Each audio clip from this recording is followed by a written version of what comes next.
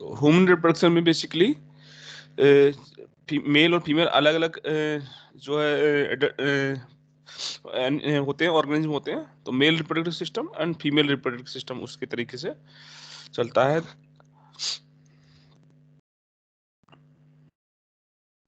तो coming to the male reproductive system, जो male reproductive system है, मेन ऑर्गन जो होता है वो जो उसके गोनाड्स होते हैं, उसके टेस्टिस होती हैं। Pair of testis is there for the production of the male gamete, that is sperm. फिर उसमें एसेसरी डक्ट्स होती हैं, एसेसरी ग्लैंड्स होते हैं और एक्सटर्नल जेनिटलिया होते हैं। तो जो मेन पार्ट होता है वो टेस्टिस होता है, टेस्टिस में स्पर्म का प्रोडक्शन होता है। एसेसरी डक्ट्स होती हैं, जो ये स्पर्म बनता है उसको बाहर तक निकालने के लिए एसेसरी डक्ट्स होती है, ट्रांसफर के लिए। एसेसरी ग्लैंड्स होते हैं जो during the transfer from male to female organism. Accessory glands होते हैं जिसमें से सिक्रीशंस होते हैं जो स्पर्मेटोसाइट के न्यूट्रिशन का काम करते हैं। देन एक्सटर्नल जेनिटलिया होते हैं, they are for the insemination of spermatocyte sperms into the female tract.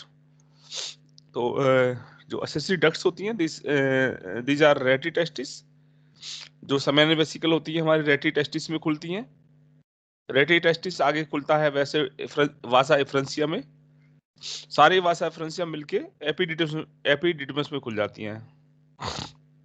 ये एपिडिडमस स्पर्मेटिक कॉर्ड के साथ बाहर निकलती है as a form of vast difference. जो वास्ट डिफरेंस होती है वो बाहर निकल जाती है और आगे जाके ये प्रोस्टेट के ऊपर सेमिनल वेसिकल्स डक्ट्स में मिलके इजैकुलेटरी डक्ट बनाती है और इजैकुलेटरी डक्ट यूरेथ्रा में खुलती है। ये एनाटॉमी होती है बेसिकली इनकी, ट्रांसफर का mode of transfer and anatomy of the ducts. Then जो ग्लैंड्स एसोसिएटेड होते हैं, एक सिंगल ग्लैंड प्रोस्टेट होता है, दैट इज ये यूरिनरी ब्लैडर के बेस पे होता है प्रोस्टेट। देन प्रोस्टेट के दोनों तरफ, उसके ऊपर और दोनों तरफ सेमिनल वेसिकल होते हैं। और एक और छोटे ग्लैंड होते हैं, ये कूपर्स ग्लैंड कहलाते हैं। ये बल्बो यूरेथ्रल ग्लैंड होते हैं, यूरेथ्रा के पास पीनिस में होते हैं बल्बो यूरेथ्रल ग्लैंड्स। तो एक प्रोस्टेट ग्लैंड, दो सेमिनल वेसिकल्स और दो bulbo urethral glands, total 5 glands इस तरह से। तो टोटल ये जो है स्ट्रक्चर है मेल रिप्रोडक्टिव सिस्टम की। Pair of testis, accessory duct, accessory glands and external genitalia.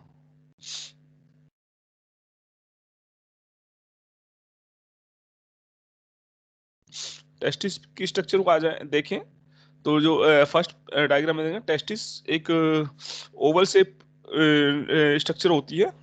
इसके पीछे साइड में एपिडिडमस होती है और एपिडिडमस की सारी डक्ट्स इकट्ठे होके वास्ट डिफरेंस के रूप में बाहर निकलती हैं टेस्टिस से।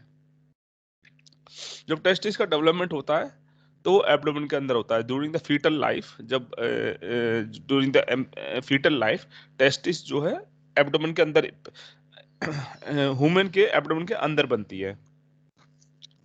बट जब जो फीटस 8 से 9 महीने का हो जाता है तो वो टेस्टिस डिसेंट करते करते, डिसेंट मतलब नीचे उतरते उतरते किडनी के नीचे, जस्ट नीचे बनती है, लेकिन जब डिसेंट करती है और डिसेंट करके ये स्क्रोटम में आ जाती है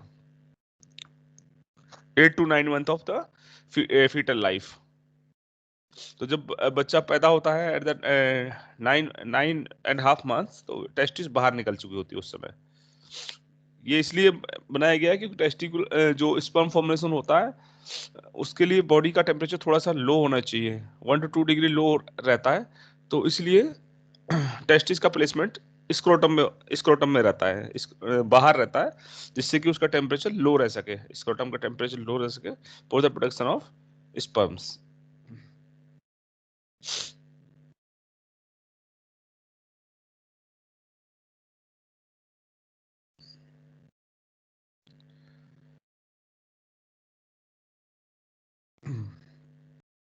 जो टेस्टिस होती है, this is oval in shape ovoid होती है, ओवल ओवल शेप होती है, और जिसकी लेंथ 4 to 5 सेंटीमीटर और विड्थ 2 to 3 सेंटीमीटर हो सकती है। फिर अगर फर्दर डिवीजन पे टेस्टिस जो छोटे छोटे लोब्यूल्स से बनी होती है, करीब हर टेस्टिस में 250 लोब्यूल्स, टेस्टिकुलर लोब्यूल्स होते हैं, और एक लोब्यूल में 1 to 3 सेमिनिफरस ट्यूब्यूल्स होती हैं। जो मेन स्ट्रक्चर होती है, जो मेन स्ट्रक्चर टेस्टिस की होती है, वो सेमिनिफरस ट्यूब्यूल होती है। सेमिनिफरस ट्यूब्यूल के अंदर स्पर्मेटोजेनेसिस होता है। This is the functional structure of the testis, seminiferous tubule. Seminiferous tubules, ये जो डायग्राम दे रखा है, ये सेमिनिफरस ट्यूब्यूल का एक सेक्शन दे रखा है, कट सेक्शन दे रखा है। इसमें मेन दो तरह की सेल्स होती हैं सेमिनिफरस ट्यूब्यूल के अंदर। स्पर्मेटोजेनिक सेल्स, जिससे कि स्पर्म्स डेवलप होते हैं, ये इनको जर्म सेल्स कह सकते हैं, इनसे स्पर्म्स डेवलप होते हैं, जर्म सेल से। स्पर्मेटोजेनिक मतलब ये स्पर्मेटा बनाती हैं, स्पर्मेटोजेनिक सेल्स होती हैं, जर्म सेल्स होती हैं। और दूसरी होती है सर्टोलिल सेल्स।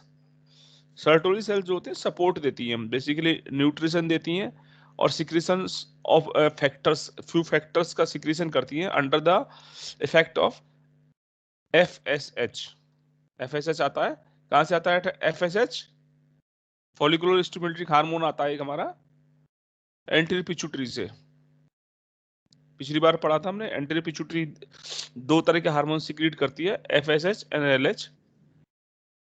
तो FSH और LH का अभी रोल आपको समझ में आ जाएगा। FSH जो सिक्रीशन करती है वो सर्टोली सेल्स के ऊपर एक्ट करता है। Sertoli cells few factors secrete करती है और स्पर्मेटोजेनेसिस को इनहांस करती है।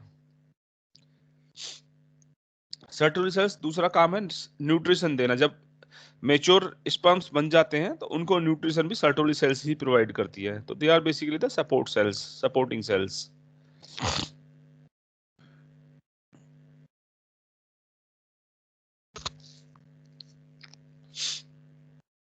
देन डक्ट्स पे आ जाए। डक्ट्स पे जो सर्टोली सेल्स होती हैं, यहाँ पे रेटी टेस्टिस में जाके खुलती हैं। ये रेटी टेस्टिस में जाके इकट्ठा अपना जो सिक्रेशंस और जो फॉर्म्ड स्पर्म्स हैं उनको रेटी टेस्टिस में खोलती हैं। रेटी टेस्टिस आगे वासा फ्रेंसिया में,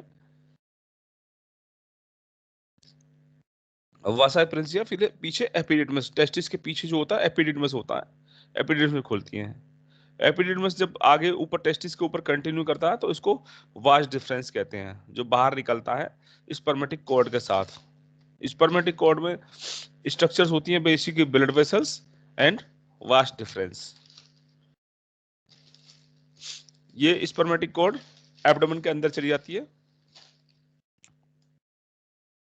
इस तरह से वास डिफरेंस जो होती है वो नीचे ब्लडर के यूरिनरी ब्लडर के नीचे जाके आगे इजैकुलेटरी डक्ट में जाके मिल जाती है।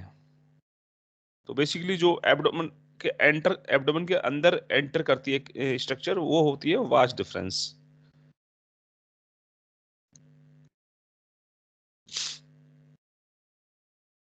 अच्छा, एपिडिडमिस के स्ट्रक्चर समझे तो अगर ये टेस्टिस को लें तो एपिडिडमिस इसके पीछे होती है, और जो इसकी जो टेल होती है वो नीचे होती है, body then head of epididymis. Head ऊपर होता है, देन बॉडी होती है, देन टेल होती है। ये एनाटॉमिकल पार्ट्स होते हैं एपिडिडमिस का, tail, body and head of the epididymis.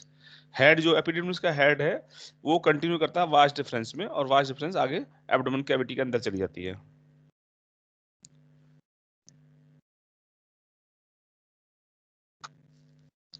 ये वास्ट दिस वास्ट डिफरेंस जब ये जो वासेक्टमी करते हैं, जो एक मेथड है जो कंट्रासेप्शन का, मेल में जो वासेक्टमी करते हैं उसमें वास्ट डिफरेंस को ही हम कट करके और टाई कर देते हैं। Vas deferens is the part which is cut and tied in vasectomy.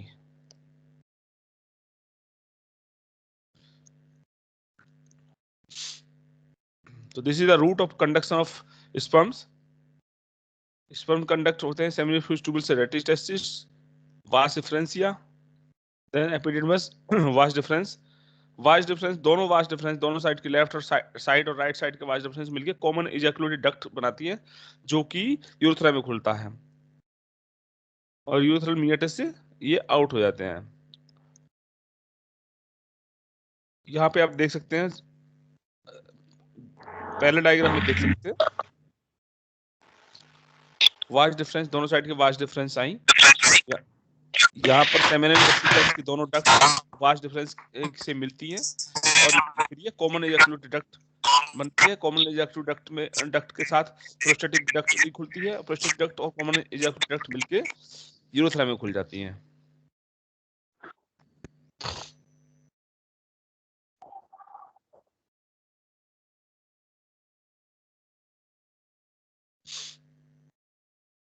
Accessory glands आप जैसे अभी बताया था, यहाँ पे ये इसके ऊपर ये जो एरिया है, दोनों सेमिनल वेसिकल प्रोस्टेट, इसके ऊपर यूरिनरी ब्लैडर होता है। यहाँ पर यूरिनरी ब्लैडर होता है गोल गोल, इसके पीछे होती हैं दोनों चीजें।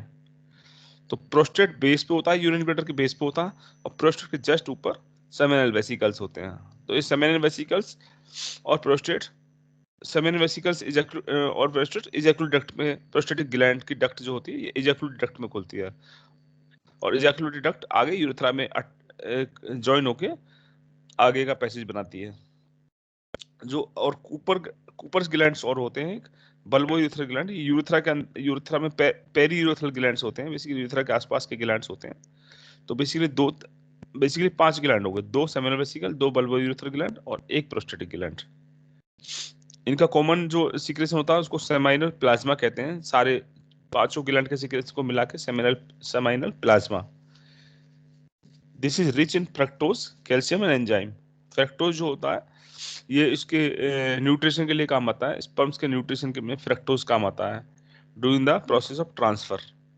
जब ट्रांसफर हो जाता है मेल से फीमेल साइड में, तो उस समय उनको जो स्पर्म्स को न्यूट्रिशन चाहिए, that nutrition comes from the fructose. Then calcium and enzymes help in the process of fertilisation. तो टोटल मिला के सेमिनल प्लाज्मा प्लस स्पर्म को मिला के टोटल को सीमन बोलते हैं।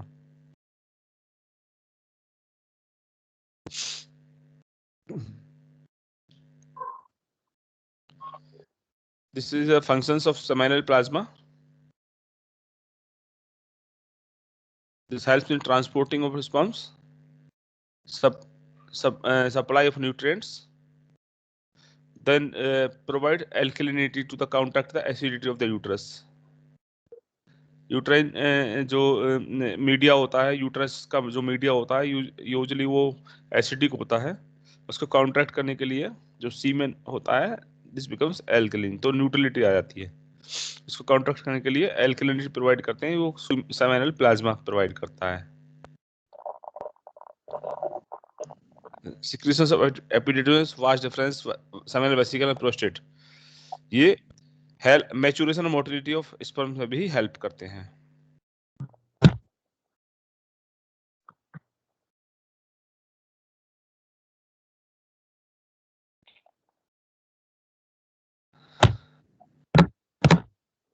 जो पीनिस होता है ये जो है कोपुलेटरी ऑर्गन होता है।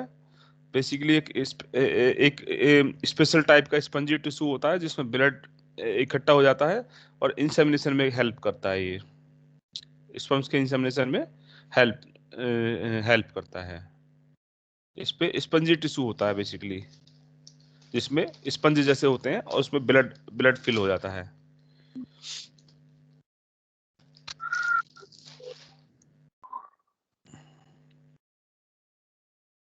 जो मैं पहले बता रहा था, जो यूरिनरी ब्लैडर होता है, यूरिनरी ब्लैडर के नीचे सेमिनल वेसिकल्स और उसके ब्लैडर के नेक पर, यूरिनरी ब्लैडर के नेक पर प्रोस्टेटिक ग्लैंड होता है। ये क्रॉस सेक्शन है, यहाँ पे आप देख सकते हैं। टेस्टिस, नीचे टेस्टिस है, टेस्टिस से एपिडिडमिस और एपिडिडमिस से वास्ट डिफरेंस बाहर निकली। वास्ट डिफरेंस यहाँ से टेस्टिस से अंदर एब्डोमेन में एंटर करी, एब्डोमेन से एंटर करके ट्रेवल करते हुए ब्लैडर के आसपास ये लूप बनाती है ब्लैडर के आसपास, और ब्लैडर के पीछे चली जाती है, नीचे चली जाती है ब्लैडर के, जहाँ पे उसको सेमिनल वेसिकल्स की डक्ट मिल जाती है और प्रोस्टेट ग्लैंड की डक्ट मिल जाती है और कॉमन एजाकुलेटरी डक्ट बनती है, जो कि just below the prostate, prostate के तुरंत नीचे या प्रोस्टेट के सब्सटेंस के अंदर ही यूरेथ्रा मिल जाती है इजैकुलेटरी डक्ट। तो यहाँ से आगे एक यूरेथ्रा ही होती है जो आगे जाती है, डक्ट जो होती है केवल यूरेथ्रा। प्रोस्टेट से जस्ट नीचे, प्रोस्टेट के नेक से नीचे यूरेथ्रा बाहर निकलती है ह्यूमन बॉडी में।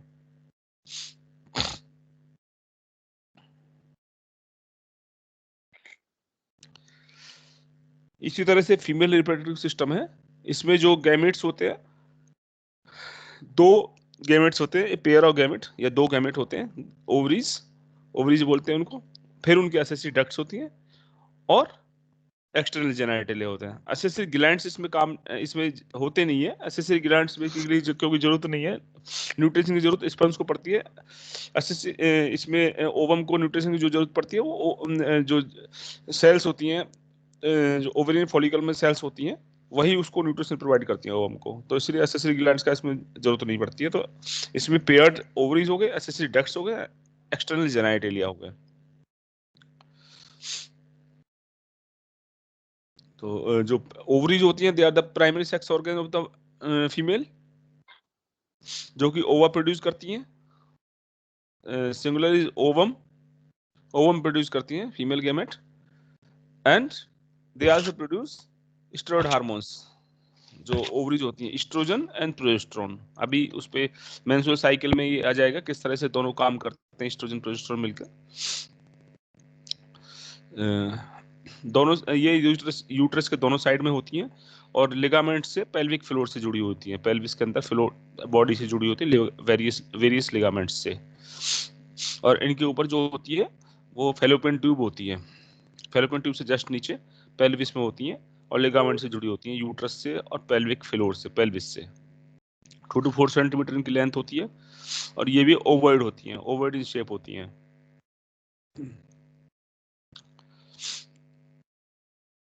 ओवरी जो होती है बेसिकली दो पार्ट्स, अगर इसको कट सेक्शन में लें तो दो पार्ट होते हैं, outer part is the cortex and the inner is the medulla. जो कॉर्टेक्स होती है, कॉर्टेक्स के अंदर ग्रेफिन फॉलिकल्स, ओवेरियन और ग्रेफियन फॉलिकल्स पाए जाते हैं। ईच ग्रेफिन फॉलिकल के अंदर एक ओवम होता है, मल्टीपल ग्रेफिन फॉलिकल्स होते हैं और हर ग्रेफिन फॉलिकल के अंदर एक ओवम होता है।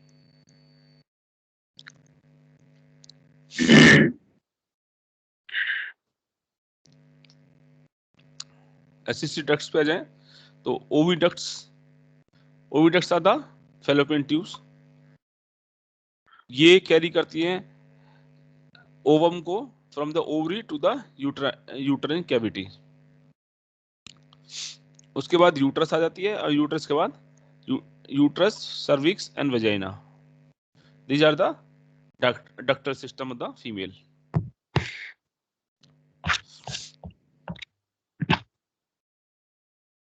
ओविडक्ट स्पेशल मतलब ये जानना जरूरी है। ओविडक्ट जो होती है, ओविडक्ट मेन पार्ट होती है जहाँ पे फर्टिलाइजेशन होता है, एक और ओविडक्ट का भी एक जो ब्रॉड पार्ट होता है वो एम्पुला होता है, सेंटर में एम्पुला होता है, एम्पुला के अंदर बेसिकली फर्टिलाइजेशन होता है मेल एंड फीमेल गैमेट्स का।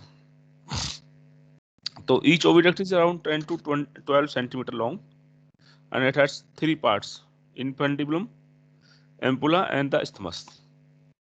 इन्फेंटिबुलम होता है जहाँ पे फिम्ब्रियल एंड्स होते हैं, फिम्ब्रियल एंड्स होते हैं इसके, प्रोजेक्शंस होती हैं, फिंगर जैसी प्रोजेक्शंस होती हैं सरफेस एरिया को बढ़ाने के लिए, क्योंकि जैसे ही ओवरी से ओवम निकलता है तो ये फिम्ब्रियल एंड्स जो होती हैं ये कैच करती हैं ओवम को, और ओवम को कैच करके they they transfer it into the fallopian tube.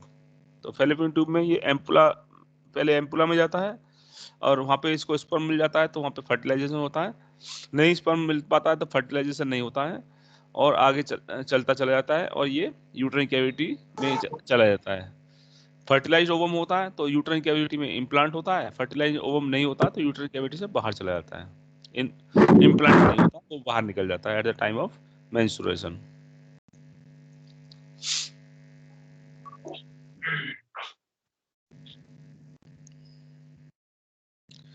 जो फेलोपियन ट्यूब के अंदर जो स्ट्रक्चर होती है, दिस इज जो एपिथेलियम होता है, that is ciliated epithelium.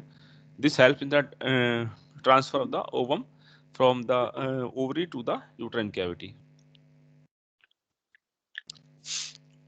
Uterus पे आ जाए, uterus is inverted pear shaped, pear मतलब नाशपाती जैसे होता है, इन्वर्टेड उल्टा नाशपाती समझ ले, उसी तरह का होता है, लगभग उतना ही साइज भी होता है।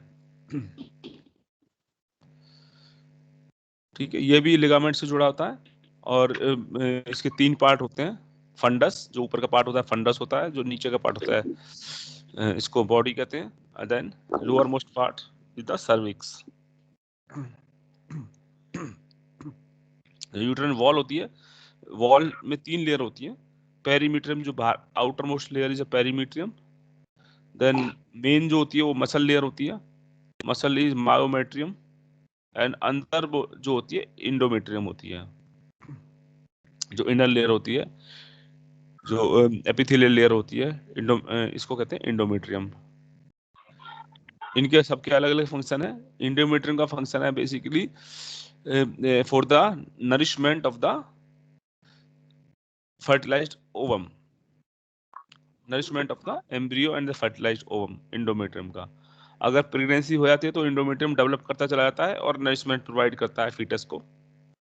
और फर्टिलाइजेशन नहीं होता है तो eight the end of the menstruation it shades of, बाहर निकल जाता है, ये गिर जाता है, मतलब शेड ऑफ हो जाता है। जो प्रिपेयर्ड जो इंडोमेट्रियम होता है वो शेड ऑफ हो जाता है। दूसरा होता है मायोमेट्रियम। मायोमेट्रियम में एक खास उसका जो है खासियत है कि ये ड्यूरिंग द प्रेगनेंसी बढ़ता चला जाता है, स्ट्रेच होता चला जाता है। And the end eight the end of the pregnancy जो मायोमेट्रियम सेल्स होती हैं ये इतने जोर से कॉन्ट्रैक्शन करती हैं कि फीटस को बाहर एक्सपेल कर देती हैं। Then perimetrium maintains the shape of the uterus all the time. Perimetrium जो उसकी शेप को मेंटेन रखता है।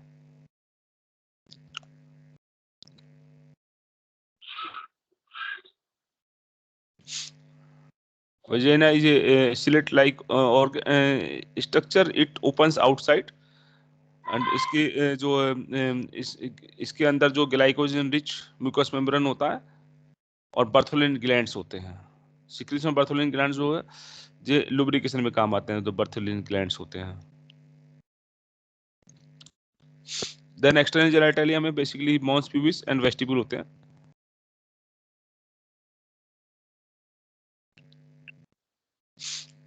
मॉन्स प्यूबिस जो होता है सिंपल जो पार्ट होता है, उसके बाद वेस्टिब्यूल होता है। वेस्टिब्यूल में लेबिया मेजर और लेबिया माइनर होता है। ये आसपास मतलब बेसिकली प्रोटेक्शन के लिए होते हैं, वेजिनल ओपनिंग के लिए।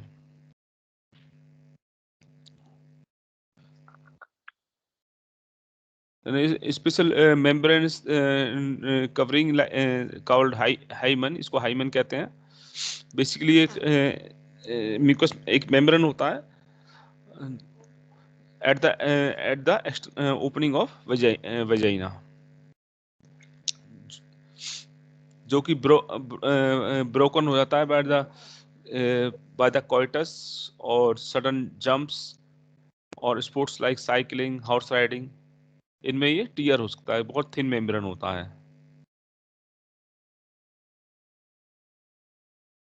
Then one more gland is associated with the female reproductive system for the for the maintenance of new ones. They are mammary glands और breasts। mammary glands ये होती है ग्लैंडुलर टिश्यू। इसके अंदर दो पार्ट होते हैं, एक ग्लैंडुलर टिश्यू होता है, जो ब्लूइश पार्ट है ग्लैंडुलर टिश्यू है, और बाकी जो बचा हुआ पार्ट होता है वो फैटी पार्ट होता है। तो ग्लैंडुलर टिश्यू जो है 15 to 20 मेमोरी लोब्स होती है इसमें। उसके अंदर एल्वुलाई होती हैं जहाँ के मिल्क सिक्रेशन होता है, और ये मिल्क सिक्रेशन लैक्टिफ्रेश डक्ट से होके निप्पल तक आता है। This is the structure of female breast. ये भी जब फीटस डेवलप हो रहा होता है तो under the influence of various hormones female breast भी डेवलप हो रही होती है for the nutrition of the new progeny.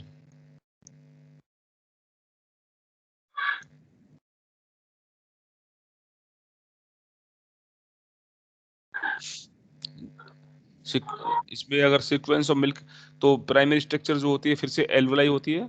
जैसे पहले भी बताया था, एल्वुलाई ह्यूमन या एनिमल्स में एल्वुलाई सेल्स जो एल्वुलाई यानी रिंग के शेप में अरेंज होती हैं, और जो अपने सीक्रेशंस होती हैं वो सेंटर में छोड़ती हैं। इसी तरीके से मोस्टली जो जितने भी ऑर्गन्स होते हैं जहाँ से सीक्रेशंस आते हैं, सब में एल्वुलाई के रूप में सेल्स होती हैं। तो ऐसे ही मेमोरी एल्वुलाई हो गई। मेमोरी एल्वुलाई जो अपने सीक्रेशन मिल्क सीक्रेशन छोड़ती हैं, सेंटर में छोड़ती हैं। This comes out from the mammary tubule to the mammary duct and mammary ampulla just just behind इलेक्ट्रोफ्रेश डक्ट्स मेमोरी एम्पुला होते हैं। मेमोरी एम्पुला में फ्लूइड ये जो मिल्क इकट्ठा रहता है एम्पुला में, और जब फीटस सक्शन करता है, जो है जो बच्चा न्यूबॉर्न सक करता है ब्रेस्ट को, तो एम्पुला से मिल्क इलेक्ट्रोफ्रेश डक्ट द्वारा बाहर निकल जाता है। तो जो स्टोरेज पार्ट हो गया वो एम्पुलरी पार्ट है, mammary ampulla, this stores the milk.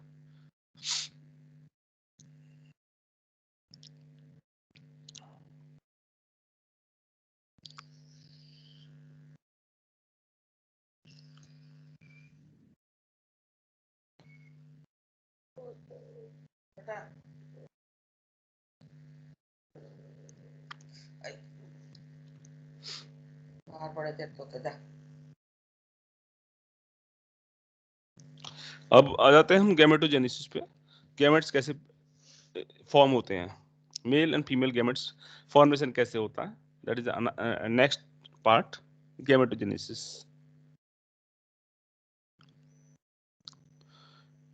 तो गैमेटोजेनेसिस मेल में है उसको स्पर्मेटोजेनेसिस कहते हैं, और फीमेल में है oogenesis कहते हैं।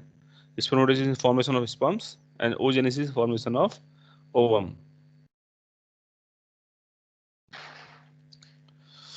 तो स्टेजेस ऑफ स्पर्मेटोजेनेसिस, पहले स्पर्म्स पे स्पर्मेटोजेनेसिस पे आ जाते हैं। इनका फॉर्मेशन होता है वो सेमिनिफरस ट्यूबुल्स के अंदर होता है, जैसे मैंने बताया फंक्शनल जो यूनिट होती है टेस्टिस की, दैट इज सेमिनिफरस ट्यूबुल। इसके अंदर गैमेटोसाइट्स होते हैं जिससे स्पर्म्स डेवलप होते हैं। तो formation of spermatids, spermatogonia sperm mother cells होती हैं जो कि सेमिनिफरस ट्यूबुल्स में होते हैं। स्पर्मेटोगोनिया से स्पर्मेटिड्स बनते हैं। Then there is a special process called spermiogenesis. Spermiogenesis another process है।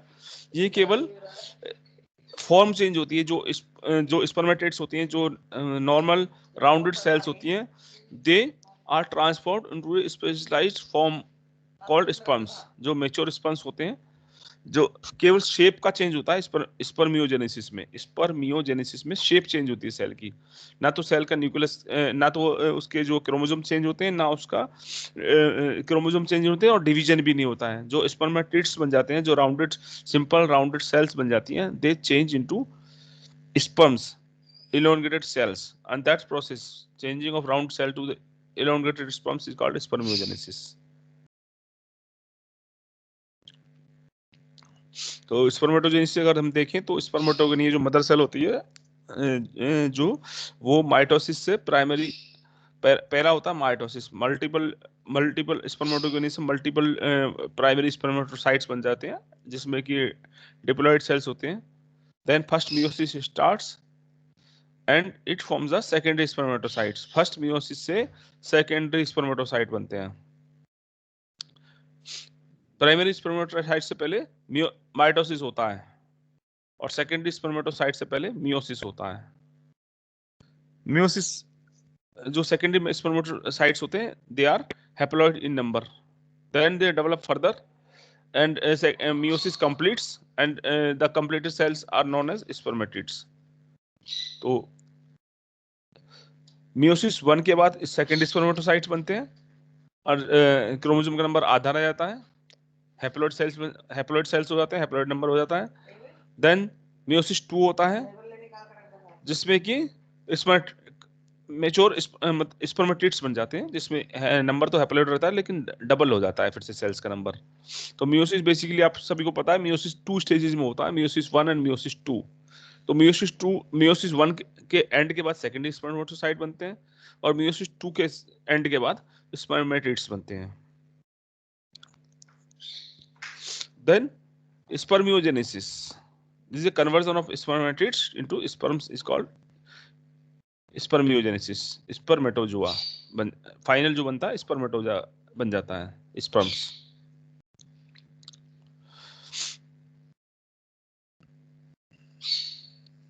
तो इसमें देखिए, तो हमारे प्राइमरी जो स्पर्मेटोसाइट्स हैं, प्राइमरी स्पर्मेटोसाइट से जो ये ऑरेंज ऑरेंज दिखाई दे रहा है, इससे बेसिकली 4 स्पर्म्स बनते हैं, एक प्राइमरी स्पर्मेटोसाइट से, 2 सेकेंडरी स्पर्मेटोसाइट्स और 4 स्पर्मेटिड्स।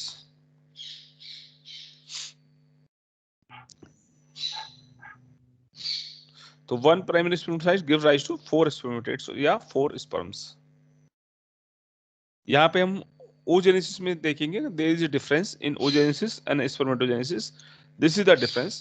प्राइमरी स्पर्मेटोसाइट से 4 स्पर्म बनते हैं, जबकि प्राइमरी oocyte से केवल एक ही ओवम बनता है। 4 स्पर्म बनते हैं लेकिन ओवम एक बनता है। This is the major difference in male and female gametogenesis.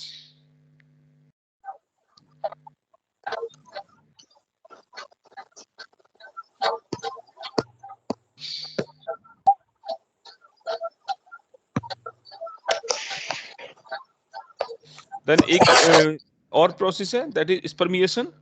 जो जब स्पर्म डेवलप हो जाता है, इसका जो हेड होता है, स्पर्म्स का हेड होता है, that is embedded in the Sertoli cells for nourishment. Then they are release to the lumen. उसके बाद ये रिलीज हो जाते हैं, तो इस रिलीज ऑफ प्रोसेस को स्पर्मिएशन कहते हैं। जो यहाँ से नरिशमेंट के बाद, सर्टोली सेल्स से नरिशमेंट के बाद जब ये रिलीज होते हैं स्पर्म सेमिनिफेरस ट्यूब्यूल में, तो इसको स्पर्मिएशन कहते हैं।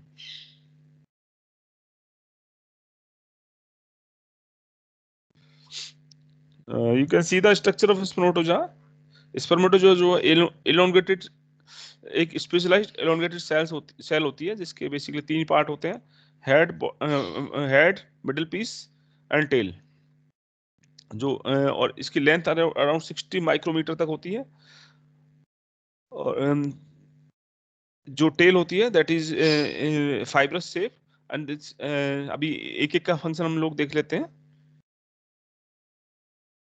जो हेड होता है, दिस इज ओवल शेप, और हेड के जस्ट ऊपर एक एक्रोजोम होता है। एक्रोजोम के अंदर गोल्जी कॉम्प्लेक्स एंड एंजाइम्स होते हैं, लेटिक एंजाइम्स, जो कि जो ओवम के आसपास जो लेयरें होती हैं जोना पेलेसुटा, उसको ब्रेक करके उस ओवम के एंटर कर जाते हैं। तो this is the function of acrosome to give the lytic enzymes.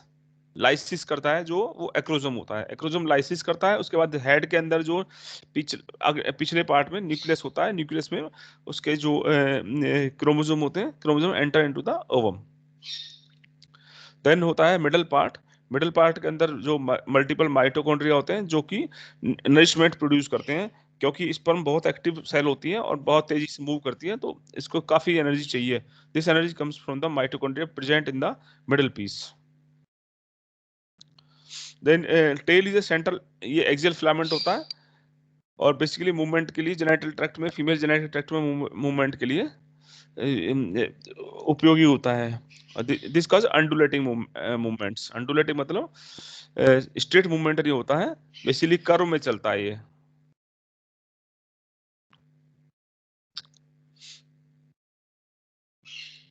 तो इन सिंगल इजैकुलेशन एक मेल जो होता है, it he can ejaculate around 200 to 300 million sperms. और नॉर्मल फर्टिलिटी के लिए जरूरी है कि 60% स्पर्म्स उसके नॉर्मल शेप के होने चाहिए, एंड 40% शुड बी, मिनिमम 40% की विग्रस मोटिलिटी होनी चाहिए, फास्ट मूविंग होनी चाहिए, minimum 40%।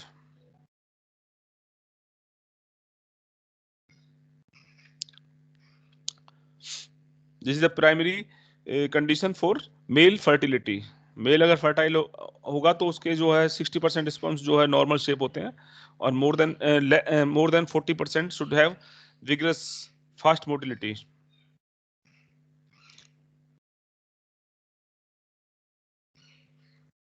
Then we come to the oogenesis.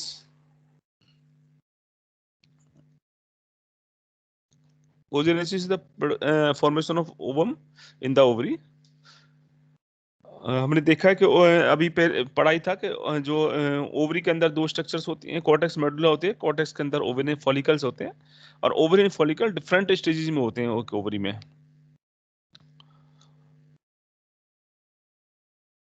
oogenesis जो होती है, ये एम्ब्रियोनिक स्टेज के अंदर ही स्टार्ट हो जाती है, और मदर सेल्स ओगोनिया फॉर्म हो चुके होते हैं एम्ब्रियोनिक सेल्स के अंदर ही। लेटर लाइफ में, एम्ब्रियोनिक लाइफ में ओगोनिया बन चुके होते हैं। फीमेल चाइल्ड में एम्ब्रियोनिक लाइफ में ओगुनिया बन चुके होते हैं, मदर सेल्स बन चुके, मदर एग सेल्स बन चुकी होती हैं।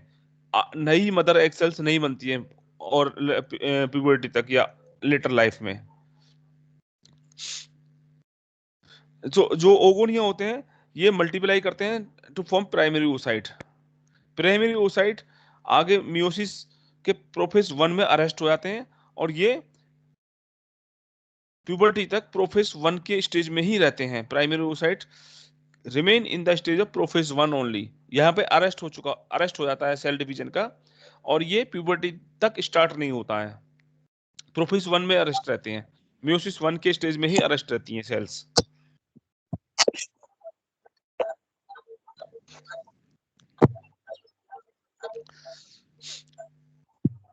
जो ये प्रोफेज 1 में जो सेल्स अरेस्ट हैं, जो प्राइमरी oocyte है, इसके आसपास जो ग्रेनुलोसा सेल्स होती हैं जो कि प्राइमरी फॉलिकल बनाती हैं। तो बहुत सारे प्राइमरी फॉलिकल डीजनरेट हो जाते हैं और प्यूबर्टी पे अराउंड 60,000 से 80,000 तक प्राइमरी फॉलिकल्स रहते हैं ओवरी में, प्रत्येक ओवरी में। तो हमारा जो बेसिकली जो सेल्स होती हैं वो प्रोफेज 1 के लेवल पे रहती हैं during the child life also. Puberty से पहले भी वो मियोसिस के स्टेज में रहती हैं, लेकिन अरेस्टेड स्टॉप्ड स्टेज में रहती हैं, प्रोफेज 1 में रहती हैं वो ओगनिया प्राइमरी oocyte जो होते हैं। तो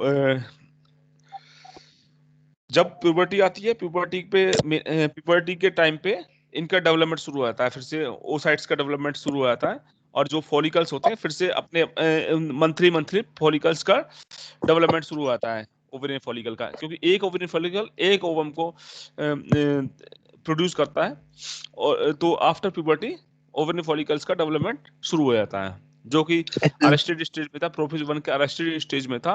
जैसे ही प्यूबर्टी शुरू होती है तो हर महीने एक ओवेरियन फॉलिकल ग्रो होता है। Sir best selected ovarian follicle starts growing after puberty. Hello sir, yes, वो ऊपर वाला जो फिगर था सर, उसके वो एक बार फिर से डिफाइन कर दीजिए सर। यस सर, ये फिगर। ये यस सर। अच्छा, जो प्राइमरी oocyte होता है, प्राइमरी oocyte तो एक राउंडेड सेल होती है और इसके आसपास ग्रेनुलोसा सेल्स इकट्ठे हो जाती हैं और ये मिलके प्राइमरी फॉलिकल बनाती हैं। ठीक है, ये प्राइमरी फॉलिकल ही ओवरी में प्यूबर्टी तक रहते हैं। प्राइमरी फॉलिकल्स के रूप में ओवरी जो प्यूबर्टी तक चाइल्डहुड में, फीमेल चाइल्डहुड में, बच्चे के बचपन में भी, लड़की के बचपन में प्यूबर्टी तक प्राइमरी फॉलिकल्स रहते हैं। ठीक है, तो ये बहुत सारे प्राइमरी फॉलिकल डीजनरेट हो जाते हैं। केवल 60,000 टू 80,000 प्राइमरी फॉलिकल हर ओवरी में बचते हैं at the time of puberty.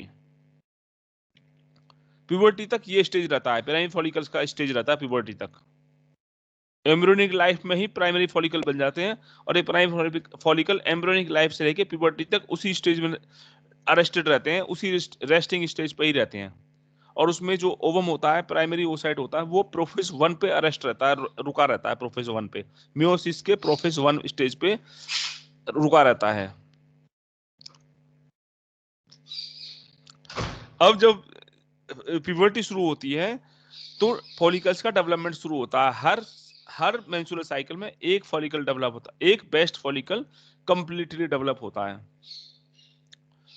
ठीक है, तो प्राइमरी फॉलिकल्स के आसपास जो ग्रेनुलोसा सेल्स होती हैं, ये डेवलप होके ग्रेनुलोसा सेल्स के आसपास और ज्यादा और भी सेल्स इकट्ठे हो जाते हैं और टोटल मिलाकर ये थीका सेल्स कहलाती हैं। ठीक है, तो ये प्राइमरी oocyte को granulosa cells and theca sales surround कर लेती हैं। उसके बाद टर्शियरी फॉलिकल बनता है। टर्शियरी फॉलिकल में थीका सेल्स के बीच में एक फ्लूइड फिल्ड कैविटी अपीयर होने शुरू हो जाती है, फ्लूइड कैविटी अपीयर होने शुरू हो जाती है, जिसमें बाहर जो आउटर थीका सेल्स और अंदर internal theca sales, inner theca sales जो है डिफरेंशिएट होने शुरू हो जाते हैं। उसके बाद होता है mature graafian follicle, primary follicle. Primary follicle ये ओवरी में होता है, चाइल्डहुड ओवरीज से प्यूबर्टी तक रहता है। उसके बाद जब ये डेवलप होता है तो पहले सेकेंडरी फॉलिकल, इसमें थीका सेल्स और ज्यादा इकट्ठे हो जाते हैं ग्रेनुलर सेल्स के आसपास, और सेल्स इकट्ठी हो जाती हैं स्ट्रोमल सेल्स, इसको कहते हैं थीका सेल्स। उसके बाद टर्शियरी फॉलिकल में थीका सेल्स के बीच में फ्लूइड कैविटी अपीयर हो जाती है due to secretions by the theca cells. तो थीका सेल्स अरेंज होना शुरू होते हैं एक्सटर्नल थीका सेल्स में एंड इंटरनल थीका सेल्स में।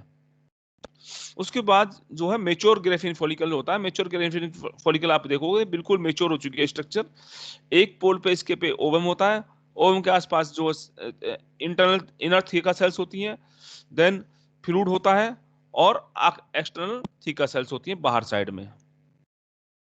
जहां पे जिस पोल पे ओवम से ये जो ओवम होता है उसको कहते हैं उस पोल को कहते हैं क्यूमुलस ओफोरस। क्यूमुलस ओफोरस। क्यूमुलस ओफोरस ब्रेक होता है फॉलिकल का। क्यूमुलस ओफोरस से ही फॉलिकल ब्रेक होता है, यहां से ब्रेक होगा और यहां से ओवुलेशन होती है। क्यूमुलस ओफोरस ब्रेक होने से ओवुलेशन होती है। क्यूमुलस ओफोरस पे ग्रेफिन फॉलिकल ब्रेक होता है और यहां से ओवम बाहर निकल जाता है at the time of ovulation.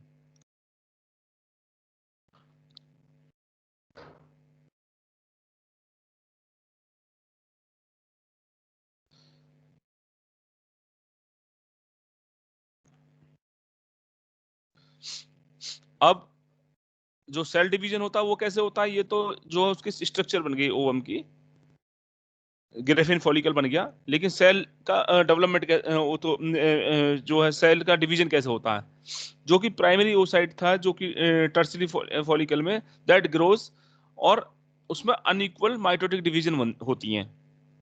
तो दो सेल्स तो बनती हैं, दोनों हैप्लॉइड सेल्स होती हैं, लेकिन एक होता है सेकेंडरी ओसाइट जिसमें कि सारा न्यूट्रिशन पार्ट चला जाता है, साइटोप्लाज्मिक पार्ट और न्यूट्रिशन पार्ट सारा सेकेंडरी ओसाइट में चला जाता है, और एक केवल न्यूक्लियर पार्ट बचता है।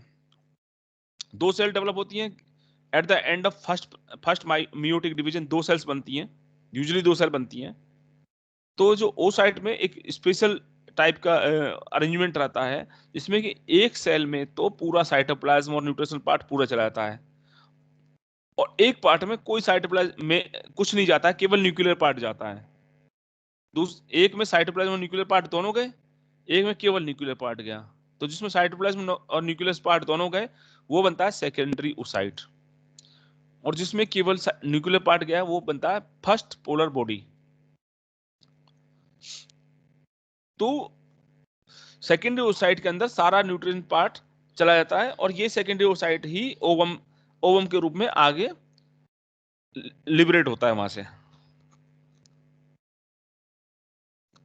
फर्स्ट पोलर बॉडी आगे डिवाइड होती है, अभी ये अननोन है, ये आगे डिवाइड होती है या डिजेनरेट होती है, ये अननोन है, इसका अभी रोल पता नहीं लगा है फर्स्ट पोलर बॉडी का। ये एक डॉट शेप स्ट्रक्चर होती है और वहीं पे रहती है, इसका इसमें फर्टिलाइजेशन में भी कोई रोल अभी नहीं देखा गया है।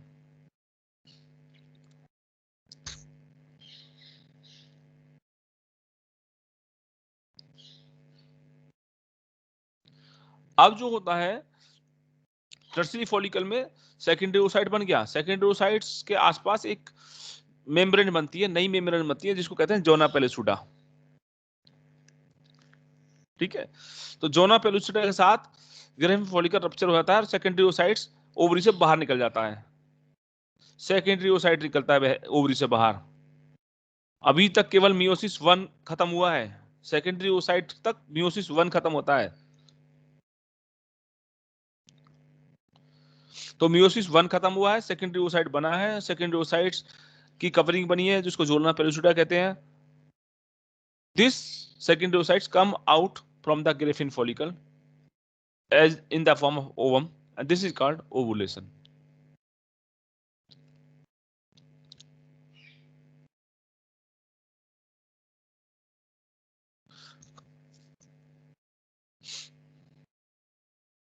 तो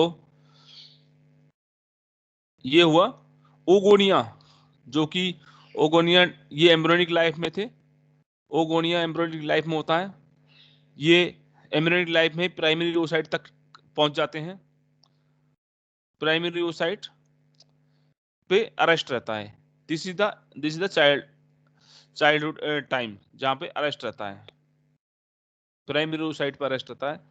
उसके बाद मियोसिस 1 जब कंप्लीट होता है तो हमारे सेकेंडरी oocyte बनते हैं during the puberty, secondary oocyte बनता है। दिस सेकेंडरी oocytes जब बनता है तो एक तो सेकेंडरी oocyte बनता है और एक फर्स्ट पोलर बॉडी बनती है।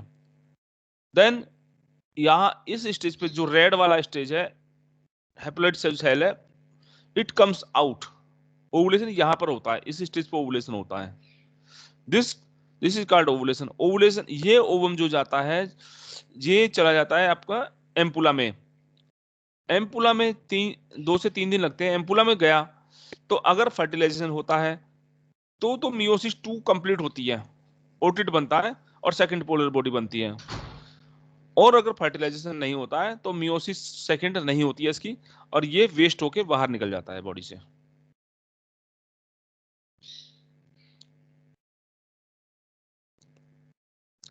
तो मियोसिस 2 होने के लिए, ओवम का मियोसिस 2 कंप्लीट होने के लिए fertilisation act as a stimulus. अगर फर्टिलाइजेशन नहीं होता है तो मियोसिस 2 नहीं होता है और वो वेस्ट ओवम बाहर निकल जाता है बॉडी से।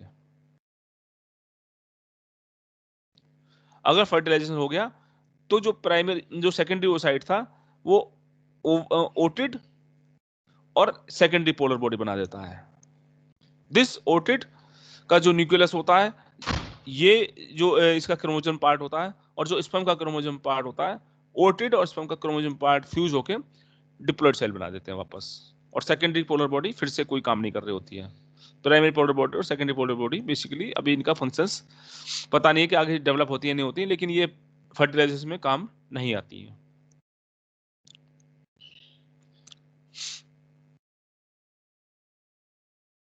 तो स्ट्रक्चर ऑफ ओवम, ओवम में सेल होती है at a stage of secondary oocyte। This is cell of secondary oocyte, stage of secondary oocyte की सेल है ये। दिस इज अभी अभी मियोसिस 1 ही खत्म हुआ है। मियोसिस 1 खत्म हुआ, सेकेंडरी oocyte बना है। सेकेंडरी oocyte में ये न्यूक्लियस है, ये सेकेंडरी oocyte है, और दिस इज द साइटोप्लाज्म, और बराबर में इसके फर्स्ट पोलर बॉडी रहती है, और उसके आसपास एक मेम्ब्रेन बन जाता है, जोना पेलिसुडा। जोना पेलिसुडा के साथ सराउंड सेल्स होती हैं, स्ट्रोमल सेल्स आ जाती हैं। इनको जो है कोरोना रेडिएटा कहते हैं, जो सेल्स ग्रेफिन फॉलिकल से इसको सराउंडिंग में आती हैं, जो सेकेंडरी oocyte के, इनको जोना कोरोना रेडिएटा कहते हैं। बेसिकली सपोर्टिंग सेल्स होती हैं ये। तो ovum has three membranes, there is plasma membrane, simple plasma membrane, then zona pellucida, outer the plasma membrane another membrane develop, this is called zona pellucida, और उसके आसपास sales की लेयर होती है कोरोना रेडिएटा, जो कि फॉलिकल सेल्स होती हैं। कोरोना रेडिएटा, तीन लेयर हो गई, simple plasma membrane, zona pellucida and the corona radiata. तो ये सिमिलरिटीज या डिफरेंसेस देख सकते हैं हम स्पर्मेटोजेनेसिस वर्सेस ओजेनेसिस।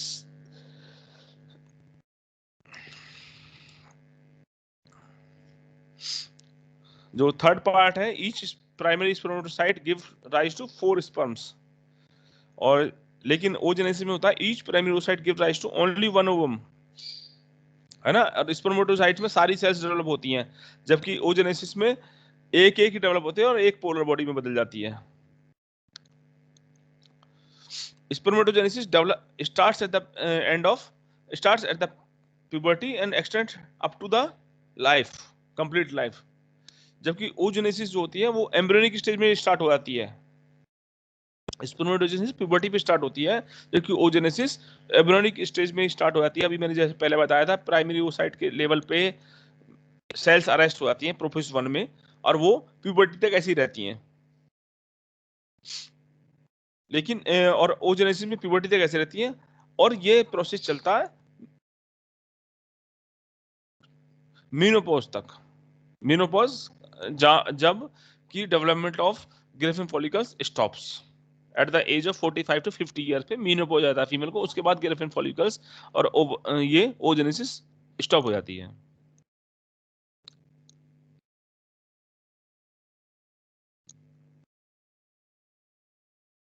समझ में आ गया अभी तक सबको?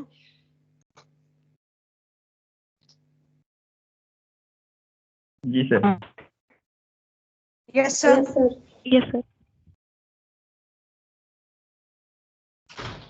बेसिकली जो बेसिक पॉइंट्स है वो समझ में आने चाहिए कि क्या क्या बेसिक पॉइंट्स हैं।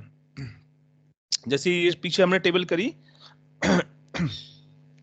इस टेबल में से जो मेन पार्ट है, जैसे स्पर्मेटोसाइट्स, प्राइमरी स्पर्मेटोसाइट्स में मियोसिस होता है तो 4 सेल्स बनती हैं। सिंपल मियोसिस जो मियोटिक डिवीजन होता है वो आप ही को पता है, एक सेल से 4 सेल बन जाती हैं और हैप्लॉइड नंबर ऑफ क्रोमोसोम बनता है। सिंपल मियोसिस होता है स्पर्मेटोजेनेसिस में। लेकिन ओजेनेसिस में एक मियोसिस में भी कुछ चेंजेस हैं, जिसमें कि एक सेल से केवल एक सेल ही, फाइनली एक सेल ही बनती है, और जो सेल्स बचती हैं वो पोलर बॉडीज बन जाती है। केवल न्यूक्लियर मेम्ब्रेन रहता है उसमें, साइटोप्लाज्म नहीं होता, इसलिए वो आगे डेवलप नहीं होती हैं।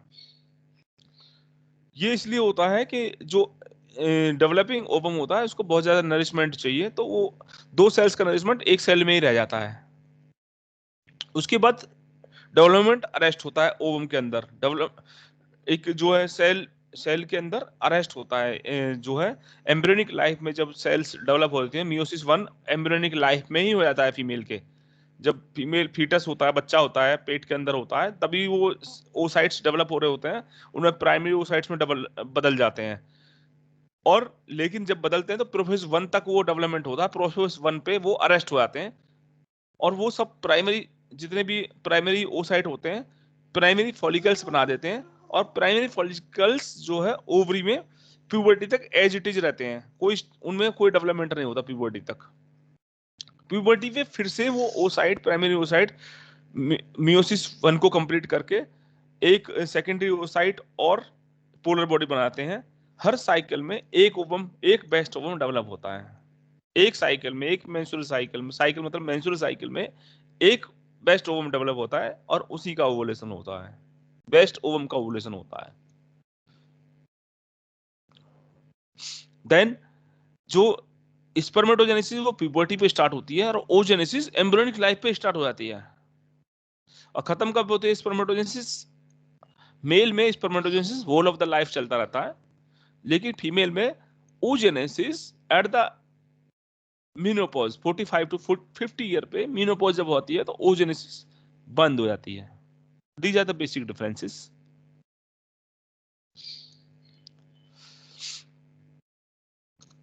अब हम लोग मेंस्ट्रुअल साइकिल पे आते हैं।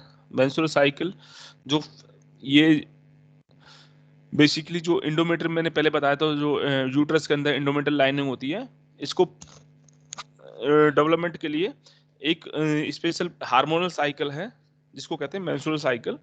इसमें जो सारी चीजें इंटरलिंक्ड है, ओसाइट्स और ओवम का डेवलपमेंट हो रहा है, और उधर एंडोमेट्रियम भी प्रिपेयर हो रहा है, रेडी हो रहा है इम्प्लांटेशन के लिए। तो ये इंटरलिंक्ड साइकिल है। इसका मेन फंक्शन होता है कि जो फर्टिलाइजेशन होगा उसका इम्प्लांटेशन के लिए वो एंडोमेट्रियम तैयार हो जाएगा।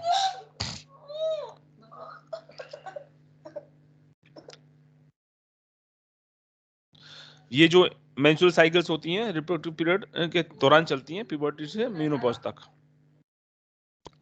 और फीमेल में होती हैं केवल, ये मेंस्ट्रुअल साइकिल फीमेल में होती है, रिप्रोडक्टिव लाइफ में चलती हैं, प्यूबर्टी टू मेनोपॉज।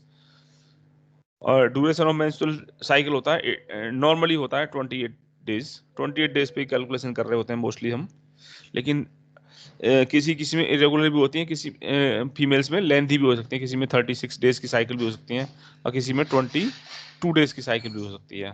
लेकिन जो नॉर्मल है जो उसको 28 डेज पे हम कैलकुलेशंस करते हैं, लेकिन वेरिएशंस होती हैं, फीमेल टू फीमेल वेरिएशन हो सकती हैं। ये सभी मोस्टली प्राइमेट्स में होती हैं।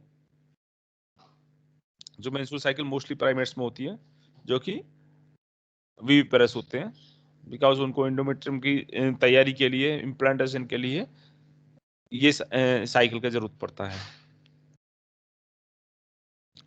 तो इवेंट्स जो होते हैं, दो जगह इवेंट्स होते हैं मेंस्ट्रुअल साइकिल में। एक तो होता है ओवरिन साइकिल और दूसरा होता है यूट्राइन साइकिल, जो कि एंडोमेट्रियम में होता है। और ओवन साइकिल ओवरी में होता है।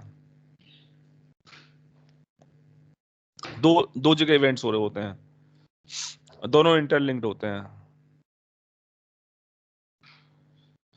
These are the phases of menstrual cycle। जब शेडिंग ऑफ जिस दिन स्टार्ट होती है उसको डे 1 कैलकुलेट करते हैं हम लोग। जब इंडोमेट्रियम की शेडिंग, हालांकि शेडिंग पिछली साइकिल की है, इंडोमेट्रियम जो शेड हो रहा है पिछली साइकिल का है, लेकिन जिस दिन शेडिंग स्टार्ट होती है, बिकॉज ये पहले से ही चलता आ रहा था, हमको पता ही नहीं था कि शेडिंग कब स्टार्ट होती है। जब जिस दिन शेडिंग स्टार्ट होती है तो उसको हम डे 1 कहते हैं, इस साइकिल में इंक्लूड करते हैं। हालांकि इंडोमेट्रियम पिछली साइकिल का होता है, लेकिन उस शेडिंग के पीरियड को इस साइकिल में स्टार्ट करते हैं, क्योंकि जैसे ही शेडिंग स्टार्ट होती है नया इंडोमेट्रियम डेवलप होना शुरू हो जाता है उसके नीचे। इसलिए शेडिंग स्टार्ट होती है तो उसके नीचे, जब नीचे नया इंडोमेट्रियम डेवलप होना शुरू होता है तो ऊपर शेडिंग हो जाती है। तो इसलिए day first day of shedding is called day of first day of menstrual cycle. तो इसमें पहले से 1 to 5th डे को कहते हैं मेंस्ट्रुअल फेज, जिसमें मेंस्ट्रुअल फ्लो होता है, ब्लड फ्लो और एंडोमेट्रियल शेडिंग होती है। देन फॉलिकुलर फेज, इसमें फॉलिकल डेवलप हो रहा होता है ओवरी में, Graafian follicle. This is the follicle development, follicular phase ये हो रहा है, फॉलिकल फेज। डायग्राम में देखते चले तो फॉलिकुलर फेज चल रहा है, और इंडोमेट्रियम में ये प्रोलिफरेटिव फेज कहलाता है। प्रोलिफरेटिव फेज, इंडोमेट्रियम इस समय प्रोलिफरेट हो रहा है, बहुत ज्यादा ग्रो कर रहा है। Then 14th day is the ovulatory phase. 14th day is the ovulation day. यहाँ पे मैच्योर ग्रेफिन फॉलिकल रप्चर किया और ovum comes out. This is ovulatory phase. 14th day is the ovulatory phase. Then Greffin follicles regresses and forms corpus luteum. This is luteal phase or luteinizing phase or secretory phase.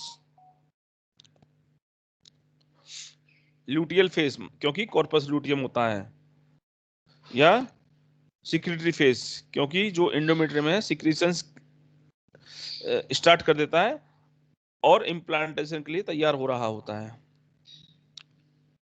लूटेनाइजिंग phase कहते हैं इसको, लूटिल phase या लूटेनाइजिंग phase. तो cycle starts with the menstrual flow and last first 5th जो menstrual phase है वो 3 to 5 days तक persist करता है।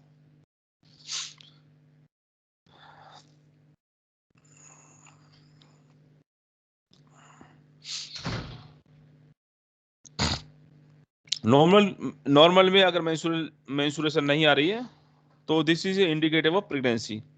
अगर मेंस्ट्रुएशन नहीं आई इसका मतलब फ्लो नहीं आया, इसका मतलब जो ओवेरियन फॉलिकल डेवलप हो रहा था that has got fertilised and that has got implanted. This is normal. अगर मेंस्ट्रुएशन रुक गया तो इसका मतलब प्रेगनेंसी हो गई।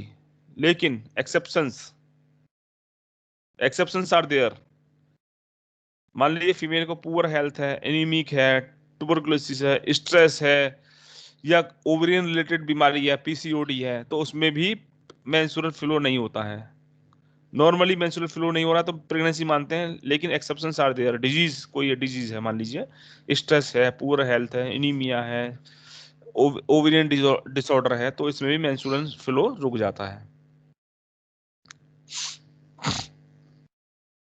तो उसके बाद फॉलिकल फेज स्टार्ट होता है। फॉलिकल, ओवरी के अंदर फॉलिकल डेवलप होता है और इंडोमेट्रियम प्रोलिफरेट हो जाता है, तो फॉलिकल फेज को प्रोलिफरेट फेज भी कहते हैं। ये 13th डे तक चलता है। This is under the action of gonadotropins FSH and LH. They comes from anterior pituitary.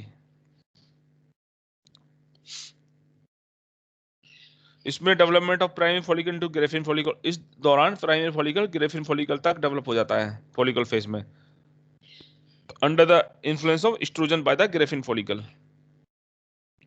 Oestrogen भी सीक्रेट हो रहा है ग्रेफिन फॉलिकल से। जो एस्ट्रोजन सीक्रेट हो रहा है, एस्ट्रोजन जो सीक्रेट हो रहा है ग्रेफिन फॉलिकल से, ये इंडोमेट्रियम पे काम करता है और इंडोमेट्रियम को प्रोलिफरेट करता है। मतलब एंटीपिट्यूटरी फॉलिकल एफएसएच आया, एफएसएच ने इसको प्राइमरी फॉलिकल से ग्रेफिन फॉलिकल फॉलिकल तक डेवलपमेंट किया। ग्रेफिन फॉलिकल्स की जो सेल्स हैं दे स्टार्ट सिक्रेटिंग एस्ट्रोजन, और एस्ट्रोजन जो है जैसे जैसे बढ़ता है ये प्रोलिफरेट करता है एंडोमेट्रियम को। तो इस तरह से कैसे सब कुछ इंटरलिंक्ड है।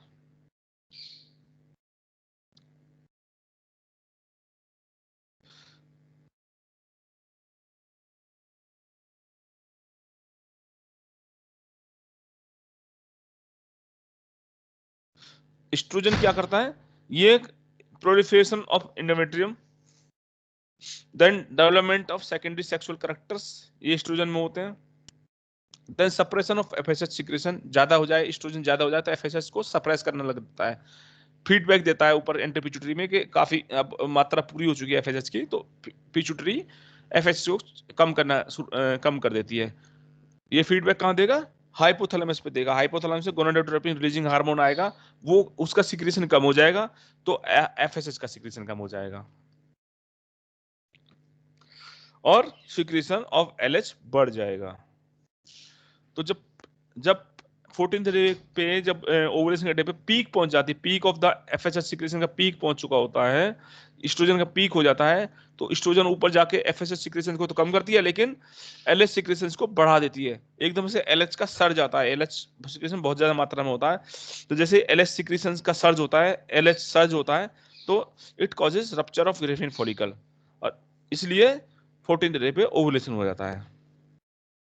LH search causes rupture of Graafian follicle और ओवुलेशन होता है 14th डे पे। उसके बाद जब ओवुलेशन हो जाता है तो जो ग्रेफिन फॉलिकल्स की सेल होती हैं वो कॉर्पस लूटियम बना लेती हैं, और एलएच ऊपर से आ ही रहा होता है, तो corpus luteum under the influence of LH एक नया हार्मोन सिक्रेशन शुरू कर देती है, प्रोजेस्टेरोन। प्रोजेस्टेरोन फिर से इंडोमेट्रियम पे जाके काम करता है और उसको सिक्रेशंस उसके सिक्रेशंस को बढ़ाता है, जिससे कि वो तैयार करता है उसको इम्प्लांटेशन के लिए।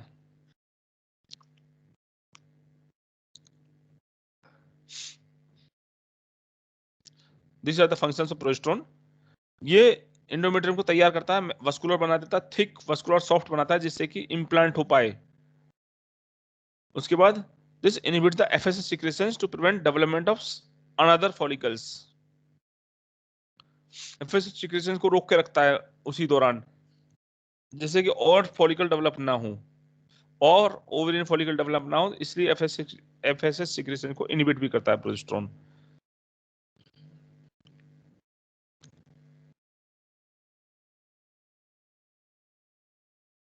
अब जो सिक्रेट अब फर्टिलाइजेशन अगर नहीं होता है तो करीब 22वें दिन पे डीजेनरेट हो जाता है corpus luteum.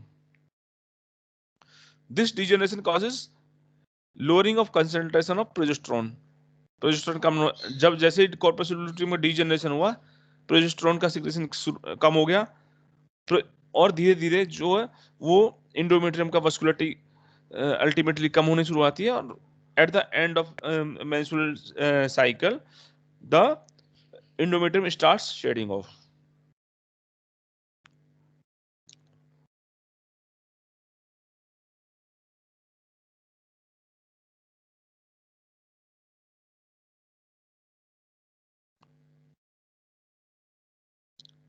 This is important. During pregnancy, all events of menstrual cycle stop. menstrual cycle का कोई इवेंट नहीं हो रहा था प्रेगनेंसी के दौरान, और देयर इज नो मेंस्ट्रुएशन। ना तो मेंस्ट्रुएशन होती है ना मेंस्ट्रुअल साइकिल का कोई इवेंट हो रहा होता है। तो these are the changes shown in single diagram. क्या हो रहा है, एफएसएच सिक्रेशंस हो रहा है, एफएसएच और एलएचएस सिक्रेशन हो रहा है। एलएच सिक्रेशन जस्ट ओवुलेशन के जस्ट पहले एक बहुत बड़ी पीक बनाता है, उसके बाद ओवुलेशन हो चुका होता है। ओवुलेशन के बाद ये जो ग्रेफिन फॉलिकल होता है, ग्रेफिन फॉलिकल से ओवम बाहर निकल जाता है, बची हुई सेल्स कॉर्पस लूटियम बना देती हैं, कॉर्पस लूटियम प्रोजेस्टेरोन सिक्रेशन शुरू कर देता है। तो प्रोजेस्टेरोन जो नीचे वाले थर्ड लाइन में है, प्रोजेस्टेरोन सिक्रेशन शुरू में जो है प्रोलिफरेटिव फेज में कम है, लेकिन सिक्रेटरी फेज में एकदम से प्रोजेस्टेरोन बढ़ता है। और यहाँ पे अगर ओवुलेशन नहीं, वो फर्टिलाइजेशन नहीं हुआ, 21 या 22 डेज पे फर्टिलाइजेशन नहीं हुआ, तो ये कॉर्पस लूटियम ब्रेक हो जाता है, डिसइंटीग्रेट हो जाता है और प्रोजेस्टेरोन का सिक्रेशन फिर लो लेवल पे पहुंच जाता है और एस्ट्रोजन का सिक्रेशन फिर से बढ़ने लगता है। तो this is all about menstrual cycle.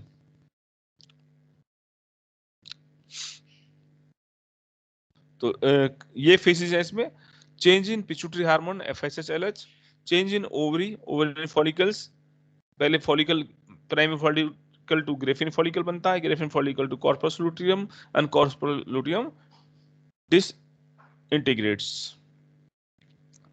Then change in ovarian hormones, दो ओवेरियन हार्मोन होते हैं एस्ट्रोजन एंड प्रोजेस्टेरोन, पहले हाफ में एस्ट्रोजन बढ़ता है, दूसरे हाफ में प्रोजेस्टेरोन बढ़ता है और मिड साइकिल दूसरे हाफ की मिड टाइम पे मतलब 22वें दिन पे प्रोजेस्टेरोन की मात्रा भी कम होनी शुरू हो जाती है अगर फर्टिलाइजेशन नहीं होता है तो। Then change in the uterine line that is endometrium, पहले जो है प्रोलिफरेशन होता है इसका, उसके बाद सिक्रेटरी फेज होता है, वेसल्स बहुत ज्यादा बढ़ जाते हैं, वास्कुलरिटी बढ़ जाती है, बहुत ज्यादा सिक्रेशंस बढ़ जाते हैं और इम्प्लांटेशन के लिए तैयार हो जाता है ये। These are two terms. Menarche is the first menstruation during puberty. Menarche first menstrual flow को menarche बोलते हैं. And then menopause is the stopping of menstrual cycle at the age of around 45 to 50 years of age.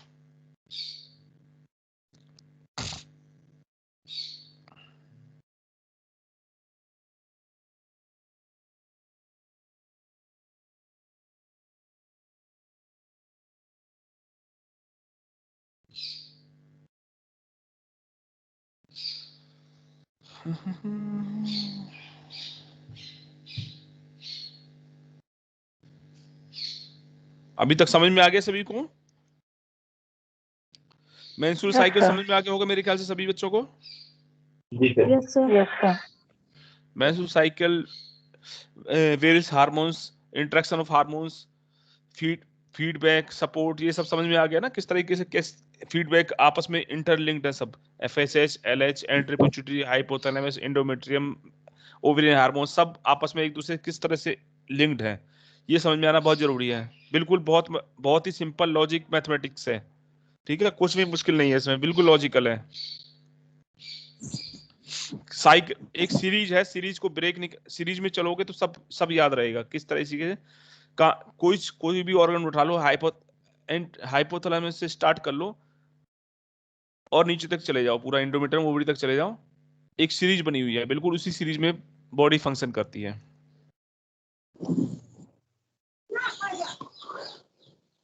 तो next जो है पूरा जो ये menstrual cycle चल रहा है, उसका प्राइमरी मकसद होता है रिप्रोडक्शन, और रिप्रोडक्शन के लिए जरूरी होता है फर्टिलाइजेशन। तो फर्टिलाइजेशन जो होता है, अब उसके बारे में हम देख लेते हैं, फर्टिलाइजेशन कहाँ पे होता है, किस तरह से आगे इम्प्लांटेशन होता है। फर्टिलाइजेशन जो होता है that is a fusion of sperm and ovum, ठीक है। स्पर्म आता है मेल जेनिटल ट्रैक्ट से, स्पर्म आता है फीमेल जेनिटल ट्रैक्ट में जाता है और फर्टिलाइजेशन हो जाता है। यहाँ पे पिक्चर में देख सकते हो, लेफ्ट हैंड के लोअर पिक्चर में देख सकते हो, मल्टीपल 200 से 300 मिलियन स्पर्म्स आते हैं, उनमें से कुछ कुछ जो हेल्दी स्पर्म्स होते हैं वो ट्रेवल करके यूट्राइन कैविटी से और एम्पुला तक चले जाते हैं।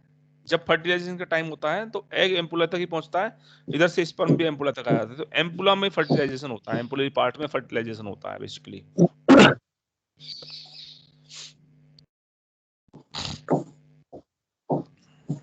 तो इधर फीमेल का प्रोसेस चल रहा है, इधर मेल का प्रोसेस चल रहा है, इधर से स्पर्म आ रहे हैं ऊपर वाली लाइन में और नीचे वाले बॉक्सेस में ओवम आ रहा है, और यहाँ पे एम्पुलरी रीजन में दोनों का फर्टिलाइजेशन हो गया।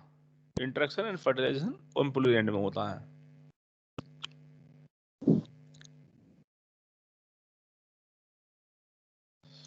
फर्टिलाइजेशन किस तरह से होता है, पिक्चर में आप देख सकते हैं। जब स्पर्म आता है तो स्पर्म के एक्रोसोम से जो लैक्टिक एंजाइम्स होते हैं वो जोना पेलिसुटा पे हिट करते हैं, जोना पेलिसुटा को लाइसिस करते हैं इसका, और जो न्यूक्लियर मटेरियल होता है इसका, पूरे स्पर्म का न्यूक्लियर मटेरियल केवल अंदर जाता है। इस फोटो में देखें आप, राइट साइड में लोअर फोटो में देखें, तो जो एक्रोसोम से लैक्टिक एंजाइम्स आए, इसने जोना पेलिसुटा को यहाँ पे लाइसिस किया, ब्रेक करके स्पर्म के हेड से जो न्यूक्लियर मेम्ब्रेन है, जो क्रोमोसोम मेम्ब्रेन है, वो अंदर चला गया। पूरा स्पर्म अंदर नहीं जाता है, केवल क्रोमोसोम मटेरियल ही अंदर जाता है केवल।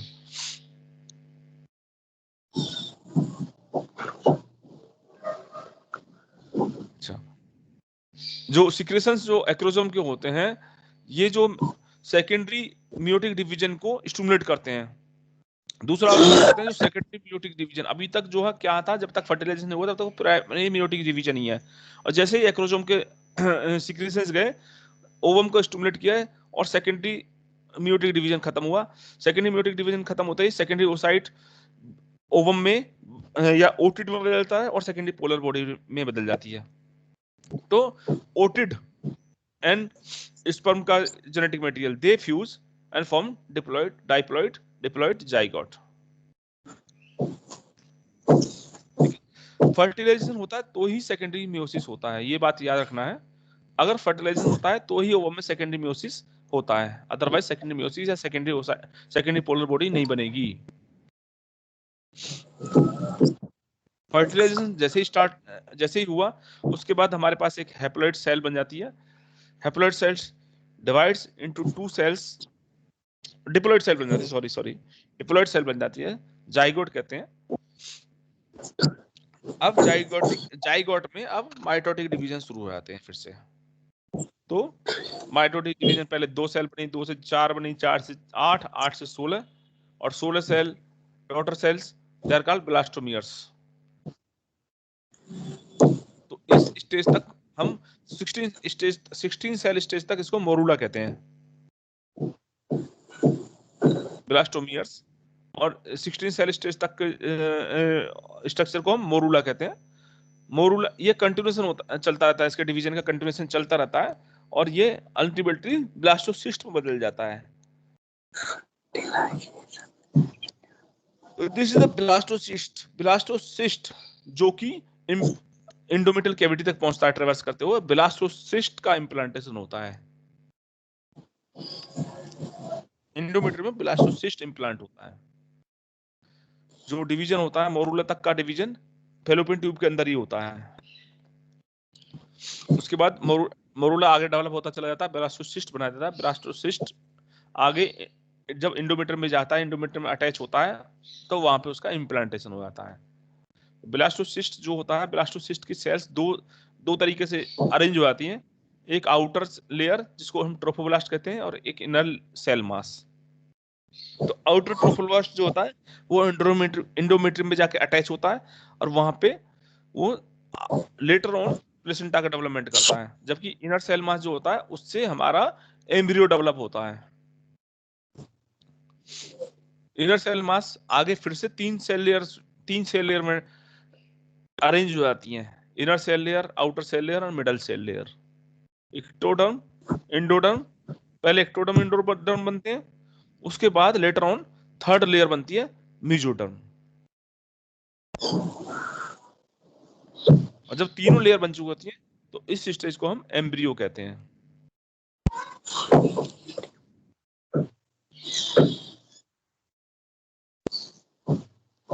ब्लास्टोसिस्ट बना। ब्लास्टोसिस्ट एक सेल मास होता है। ब्लास्टोसिस्ट की सेल जो है लेयर्स में अरेंज होती हैं।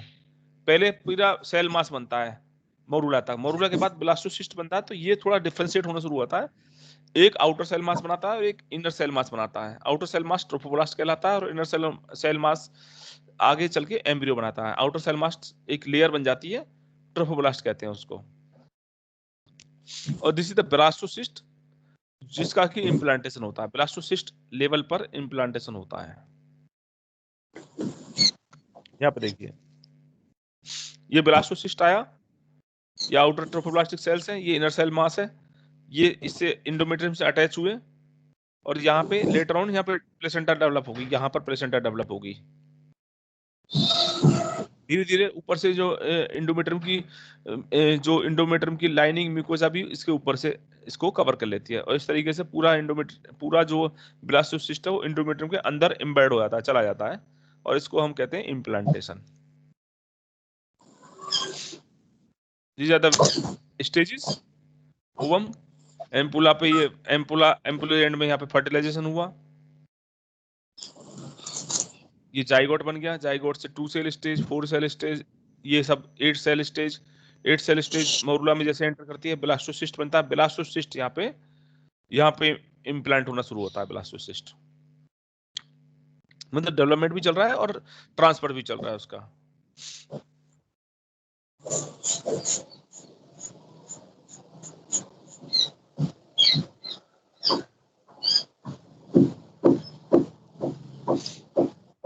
तो ये जो 3 सेल्स बनी है, 3 लेयर बनी है हमारी, एक्टोडर्म, एंडोडर्म और मेसोडर्म, इसी से सारे बॉडी ऑर्गन्स डेवलप हो रहे होते हैं। तो सारा प्रोसेस ऑनगोइंग चलता रहता है। उधर से जो ट्रोफोब्लास्टिक सेल्स बनी होती हैं उससे जो है हमारी प्लेसेंटा डेवलप हो रही होती है। प्लेसेंटा से फीटस को न्यूट्रिशन आता है।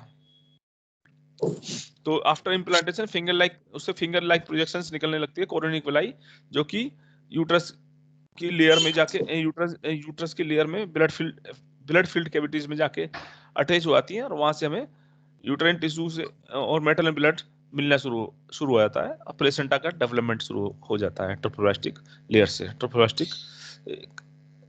से। तो जो प्लेसेंटा है that is a structural functional unit between embryo and maternal body.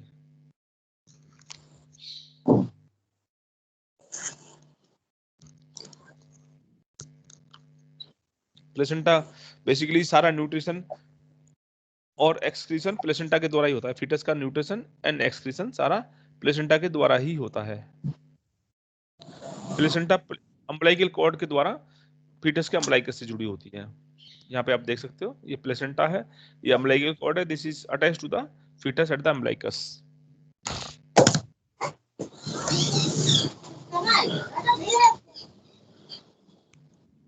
So these are the functions of placenta. ये it act as a barrier, foetus और मदर के बीच में बैरियर का काम करती है। जैसे हमने RH आइसो इम्यूनाइजेशन में पढ़ा था, RH आइसो इम्यूनाइजेशन, अगर फीटस जो है ये है RH पॉजिटिव और मदर RH नेगेटिव है, तो मदर के बीच में फीटस की अगर एंटीबॉडी चली जाएंगी आरबीसी के ऊपर की, तो आइसो इम्यूनाइजेशन हो जाएगा। तो ये सब जो बैरियर का काम करती है प्लेसेंटा करती है। मदर की आरबीसी मदर की तरफ रहेंगी और फीटस की आरबीसी फीटस की तरफ रहेंगी, बीच में बैरियर का काम करेगी प्लेसेंटा, इधर से उधर को सेल्स को ट्रांसफर नहीं होने देती है। दूसरा, ऑक्सीजन न्यूट्रिशन का ट्रांसफर करती है मैटरनल मदर से फीटस पे। रिमूवल ऑफ कार्बन डाइऑक्साइड और excreted waste from the foetus. उसके बाद ये प्लेसेंटा जो एंडोक्राइन ग्लैंड का भी काम करती है। It secretes various hormones like HCG, hormone chorionic gonadotropin, human placental lactogen, oestrogen, progesterone, reduction, ये सब सीक्रेशन भी करती है। रिलैक्सिन ओवरी से भी सीक्रेट होता है। ये eight the time of delivery, जब डिलीवरी होनी शुरू होती है तब आते हैं इनका सीक्रेशन, तब आता है। वो हम बाद में अभी डिलीवरी के समय पे पढ़ेंगे पार्टिशन और रिलैक्सिन का क्या काम है उसमें, पार्टिशन पे डिलीवरी पर।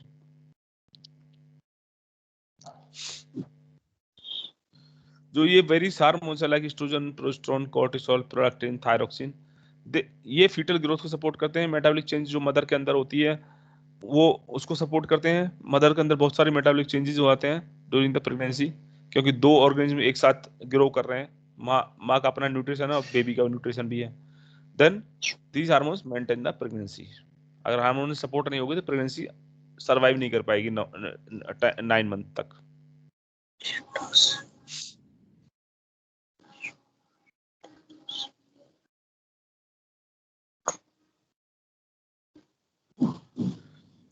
जर्म लेयर का मैंने बता दिया, 3 जर्म जो एम्ब्रियो होता है 3 जर्म लेयर से स्टार्ट होता है, एक्टोडर्म, एंडोडर्म, मेसोडर्म। और जो germ stem cells in the inner cell mass have the potential to give rise to all tissues and organ. जो स्टेम सेल्स होती हैं उससे हर ऑर्गन बन सकता है बॉडी का।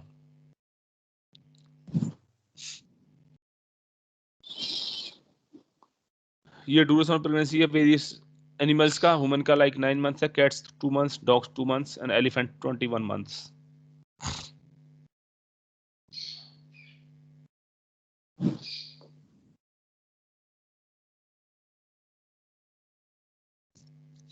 एक एम्ब्रियो डेवलप कैसे होता है पूरे फीटस में, पूरे बच्चे में, ये उसका टाइम फेसेस दे रखे हैं। 1 मंथ पे, अराउंड 1 मंथ पे हार्ट डेवलप हो चुका होता है, फीट इसका एम्ब्रियो का एम्ब्रियोनिक हार्ट डेवलप हो चुका होता है।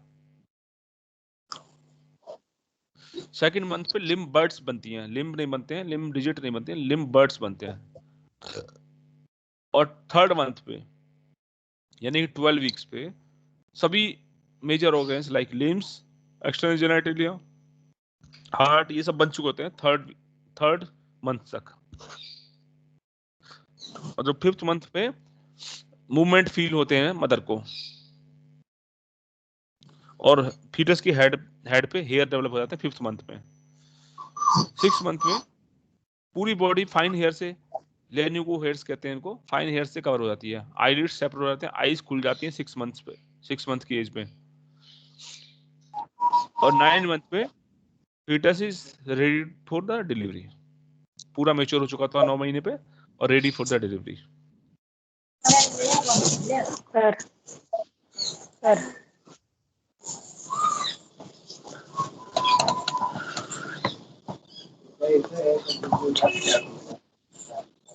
एक बार रिपीट कर दीजिए।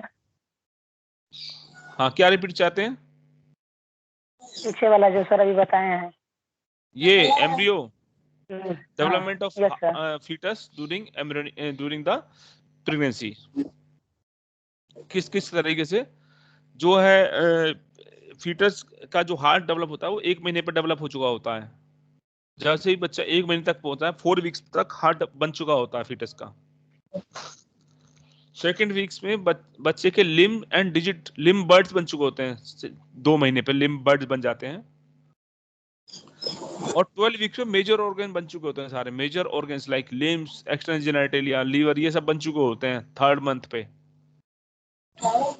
5th मंथ पे हेयर, फीटस के मूवमेंट शुरू हो जाता है और सर पे उसके हेयर आ जाते हैं, हेड पर हेयर आना शुरू हो जाते हैं। 24 महीने पे उसकी पूरी बॉडी पे फाइन हेयर आ जाते हैं, जो कि 9 महीने तक आके खत्म भी हो जाते हैं। 24 महीने पे उसके पूरे हेयर, पूरी बॉडी पे हेयर आते हैं, जो कि 9 मंथ तक धीरे धीरे जहां पे जरूरत होती है वहीं पे हेयर रहते हैं। पूरी बॉडी के हेयर शेड भी हो जाते हैं। 6 मंथ पे पूरी बॉडी पे हेयर होते हैं। और eyelid starts opening, eyelids open हो जाती हैं एक दूसरे से, और बच्चा आंख खोल चुका होता है 6 मंथ पे। और 9 मंथ पे बच्चा पूरी तरीके से डेवलप है for the delivery. Lungs develop हो चुके होते हैं, basically lungs and heart fully develop हो जाते हैं 9 मंथ पे। जो 9 मंथ है that is the crucial point, क्योंकि 9 महीने पे फीटस के लंग पूरे 9 महीने पे डेवलप होते हैं, क्योंकि मैक्स जो मेन जरूरत होगी उसको ऑक्सीजन की होगी, और वो उसके लंग्स से आएगा, जो कि 9 महीने पे डेवलप होते हैं। इसलिए जितने प्री मैच्योर बच्चे होते हैं, जो पहले बच्चे होते हैं, उनके लंग्स पूरी तरीके से डेवलप नहीं होते हैं और वो पूरी तरीके से ग्रो नहीं कर पाते हैं, इसीलिए क्योंकि उनके ऑक्सीजन की मात्रा पूरी नहीं पहुंच पाती है बॉडी में जब वो उनकी डिलीवरी होती है। तो 9 month is crucial for the development of lungs. अब आ जाते हैं parturition and lactation. Parturition the process of delivery, separation of foetus from the mother is parturition, then lactation. Partition is labor. It is a process of giving birth to young ones is called partition. It is neuroendocrine mechanism. Neuro और endocrine दोनों से जो control होती है, neuro से मतलब nervous system से, और एंडोक्राइन से। जब बच्चा पूरा डेवलप हो चुका होता है तो जो मायोमीट्रियम में जो स्ट्रेच होती है वो इतनी ज्यादा होती है कि फीटर इजेक्शन रिफ्लेक्शन यूट्रस में डेवलप होते हैं, और इस इजेक्शन रिफ्लेक्स से मैटरनल पिट्यूटरी ऑक्सीटोसिन सिक्रीशन शुरू कर देती है। स्ट्रेच हुई, मायोमीट्रियम पूरी तरीके से स्ट्रेच हुआ, बच्चा पूरा बन चुका है, मायोमीट्रियम स्ट्रेच हो रहा है। मायोमीट्रियम स्ट्रेच होने से हाइपोथैलेमस पे सिग्नल गया, हाइपोथैलेमस से ऑक्सीटोसिन, पोस्टीरियर पिट्यूटरी में ऑक्सीटोसिन जो स्टोर थी वो रिलीज होना शुरू हो जाती है। अब ऑक्सीटोसिन का जो करती है वो contraction of muscles, uterine muscles का कॉन्ट्रैक्शन करती है, ठीक है। और जैसे जैसे ये कॉन्ट्रैक्शन होता है यूट्रस का, और ज्यादा ऑक्सीटोसिन सीक्रेट होती है, मतलब विशियस है। ऑक्सीटोसिन यूट्रस का कॉन्ट्रैक्शन शुरू करती है, और जैसे जैसे यूट्रस कॉन्ट्रैक्ट होती है और ऑक्सीटोसिन आती है और ज्यादा स्ट्रॉन्ग कॉन्ट्रैक्शन करती है। तो इतने स्ट्रॉन्ग कॉन्ट्रैक्शन करती है यूट्रस, इतना स्ट्रॉन्ग कॉन्ट्रैक्शन करती है कि फीटस धीरे धीरे एक्सपेल हो जाता है, बाहर चला जाता है।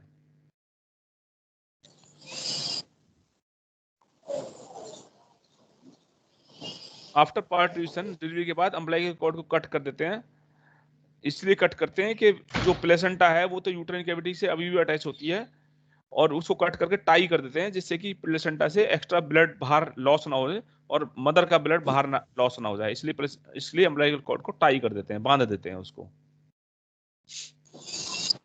थोड़ी देर बाद जब यूट्रस की कैविटी बहुत छोटी हो जाती है, श्रिंक हो जाती है, तो प्लेसेंटा उससे डिटैच हो जाती है। प्लेसेंटा यूट्राइन कैविटी से डिटैच हो जाती है और प्लेसेंटा भी बाहर चली जाती है। इसको आफ्टर बर्थ कहते हैं। प्लेसेंटा का बर्थ इस तरीके से होता है, यूट्रस उसको भी एक्सपेल कर देती है, बाहर धक्का दे देती है प्लेसेंटा को भी। इसको आफ्टर बर्थ कहते हैं।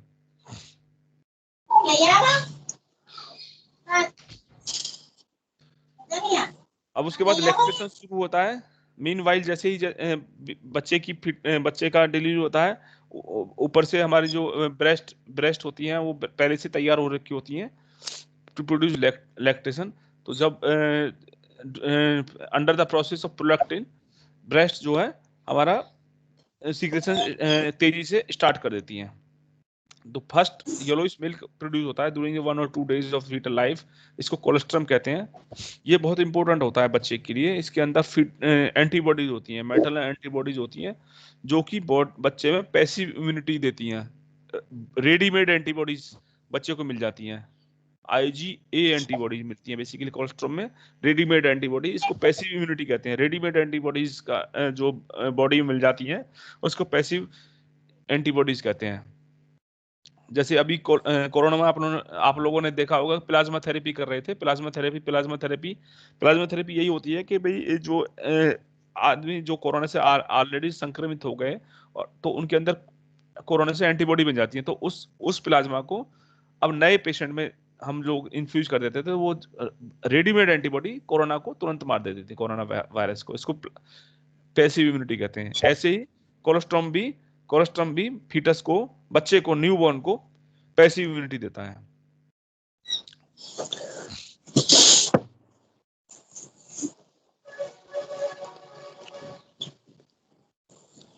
तो आज का पूरा खत्म हो गया है मेरा चैप्टर। अभी किसी को कोई डिफिकल्टी हो तो वो पूछ सकते हैं।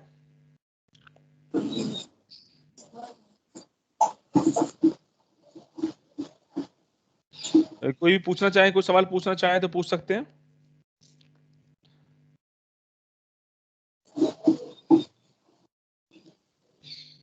आप पूछिए। शिवेंद्र पूछना चाह रहे हैं मेरे ख्याल से।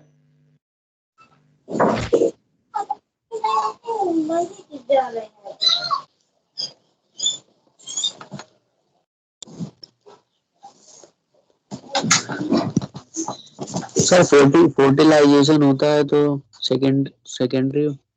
आवाज थोड़ी कम आ रही है आपकी।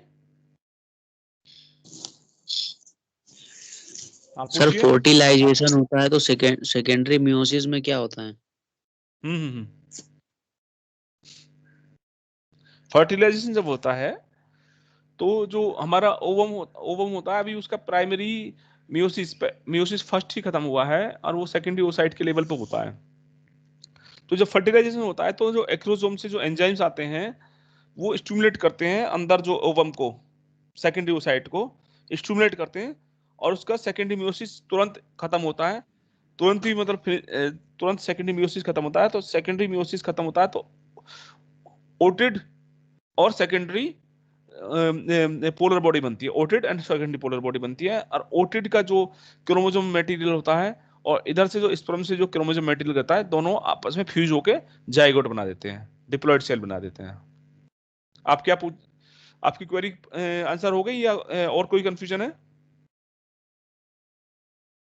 हो गई सर। हाँ, मैंने पहले ही बताया, मियोसिस 2 तभी होता है ओसाइट का, सेकेंडरी ओसाइट का मियोसिस 2 तभी कंप्लीट होता है जबकि फर्टिलाइजेशन होता है। अगर फर्टिलाइजेशन नहीं होगा तो वो ओवा वेस्ट हो जाता है और primary meiosis complete, meiosis 1 complete stage पे ही वो एक्सपेल हो जाता है बॉडी से, निकल जाता है बाहर, वेस्ट हो जाता है वो। फर्टिलाइजेशन होगा तो वो आगे मियोसिस 2 होता है उसका, नहीं तो नहीं होता। आगे और पूछ लीजिए, कोई किसी को सर कोई क्वेरी है? सर हेलो हाँ जी, हेलो सर, हाँ मैं बोलो कह रहा सुनिए। हूँ जब कभी सर डबल एग फर्टिलाइजेशन हो जाते हैं कभी कभी, वो हाँ कैसे होता हाँ, है सर? वो डबल कैसे होता एग है? ट्विंस। फर्टिलाइजेशन ये कैसे सर होता है? डबल एग फर्टिलाइज हो जाता है हाँ हाँ, तो वोमेन में तो एक ही अंडा निकलता है ना सर, है। लेकिन डबल जब कभी हो जाते हैं तो ये कैसे होता है? आवाज कम आ रही है मेरे को, एक सेकंड मैं अपना माइक चेक, ये स्पीकर चेक करूं, एक सेकंड रुक जाओ। हाँ, अब बोलिए जरा। सर मैं ये कह रहा हूँ कि ओवरी से एक ही अंडा निकलते हैं ना सर? सही है। ये सर उसके बाद सर कभी कभी बाद में जैसे कि दो बच्चे होते हैं, ये कैसे होते हैं सर? हाँ हाँ हाँ, देखिए ओवरी में एक ही बच्चा निकलता है और एक ही स्पर्म उससे फ्यूज होता है, फर्टिलाइज होता है, तो एक ही जाइगोट बनता है, ठीक है। लेकिन जाइगोट स्टेज पे ही वो डबल डबल फीटस में, मतलब दो दो सेल्स, दो फीटस, आफ्टर फर्टिलाइजेशन दो फीटस बनते हैं। फर्टिलाइजेशन तो एक का होता है, डिप्लॉइड सेल ही बनती है, ट्रिप्लॉइड सेल नहीं बनती है। हैप्लॉइड और डिप्लॉइड सेल्स ही बनती हैं, ट्रिप्लॉइड नहीं बनती है। मतलब दो स्पर्म एक ओवा या दो ओवा एक स्पर्म फ्यूज नहीं होगा, ठीक है। एक ओवम और एक स्पर्म ही जी फर्टिलाइजेशन होता है। लेकिन जब जब इसका जाइगोट के बाद मोरुला स्टेज जब बन रहा होता है, जाइगोट से जब मोरुला बन रहा होता है, तो उस समय मोरुला दो दो फीटल लाइन में, दो एम्ब्रियोनिक लाइन में डेवलप हो चुका होता है, हो जाता है, तो उससे ट्विंस प्रेगनेंसी हो जाती है। फर्टिलाइजेशन तो सिंगल ही होता है, मोरुला का डिवीजन डबल हो जाता है।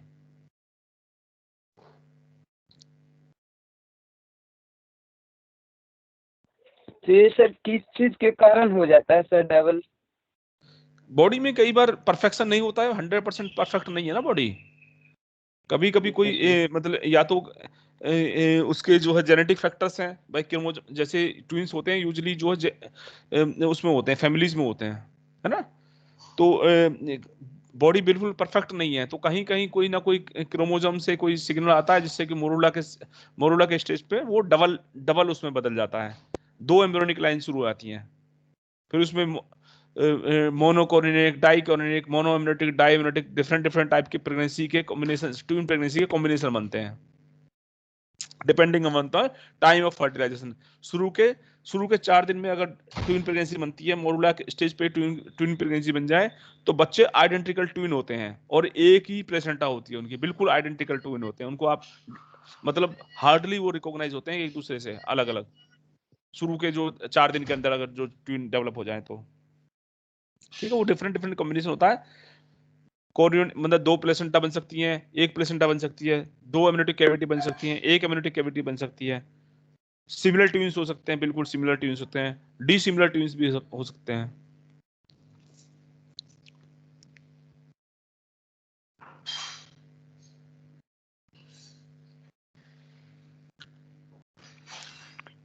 सर और किसी को कुछ क्वेरी है?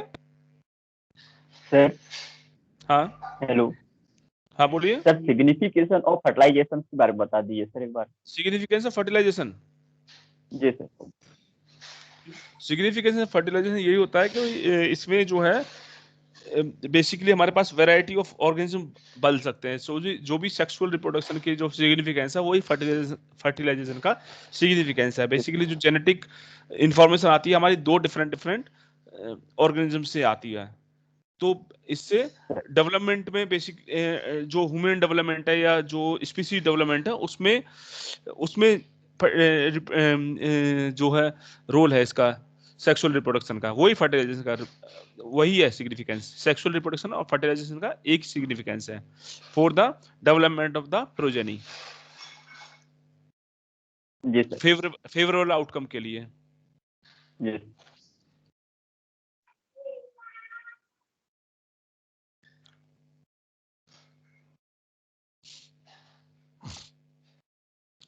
और किसी को कोई क्वेरी है? नहीं है तो आप बाद में ग्रुप में डाल देना, उसमें भी क्वेरी सॉल्व कर दी जाएगी। और ये जो है मैं आपको डाल दूंगा जो आपका ये पीपीटीज है, I will share it on the group. और किसी को कोई क्वेरी होती है आप ग्रुप में पूछ सकते हैं। कुछ एमसीक्यू भी मैं डाल रहा हूँ, अभी मैं वो प्रिपेयर नहीं कर पाए थे, मैं काफ़ी यस्टरडे आई वाज बिजी, तो मैं प्रिपेयर नहीं कर पाया। अभी मैं डालता हूँ एमसीक्यूज, आप लोग उनको सॉल्व करने की कोशिश करना, थोड़ी देर में डालता हूँ मैं एमसीक्यूज। तो आज के लिए क्लास काफ़ी है, मेरे ख्याल से बंद कर दी जाए। हैं? किसी को क्वेरी हो तो पूछ लीजिए, नहीं फिर मैं क्लास बंद कर रहा हूँ। यस। Okay sir. चलिए ठीक है, फिर थैंक यू अगली क्लास में मिलते हैं। Okay, good day. Thank you sir Have a nice day. Thank you sir. Have a nice best of day. Luck, good day, okay, bye.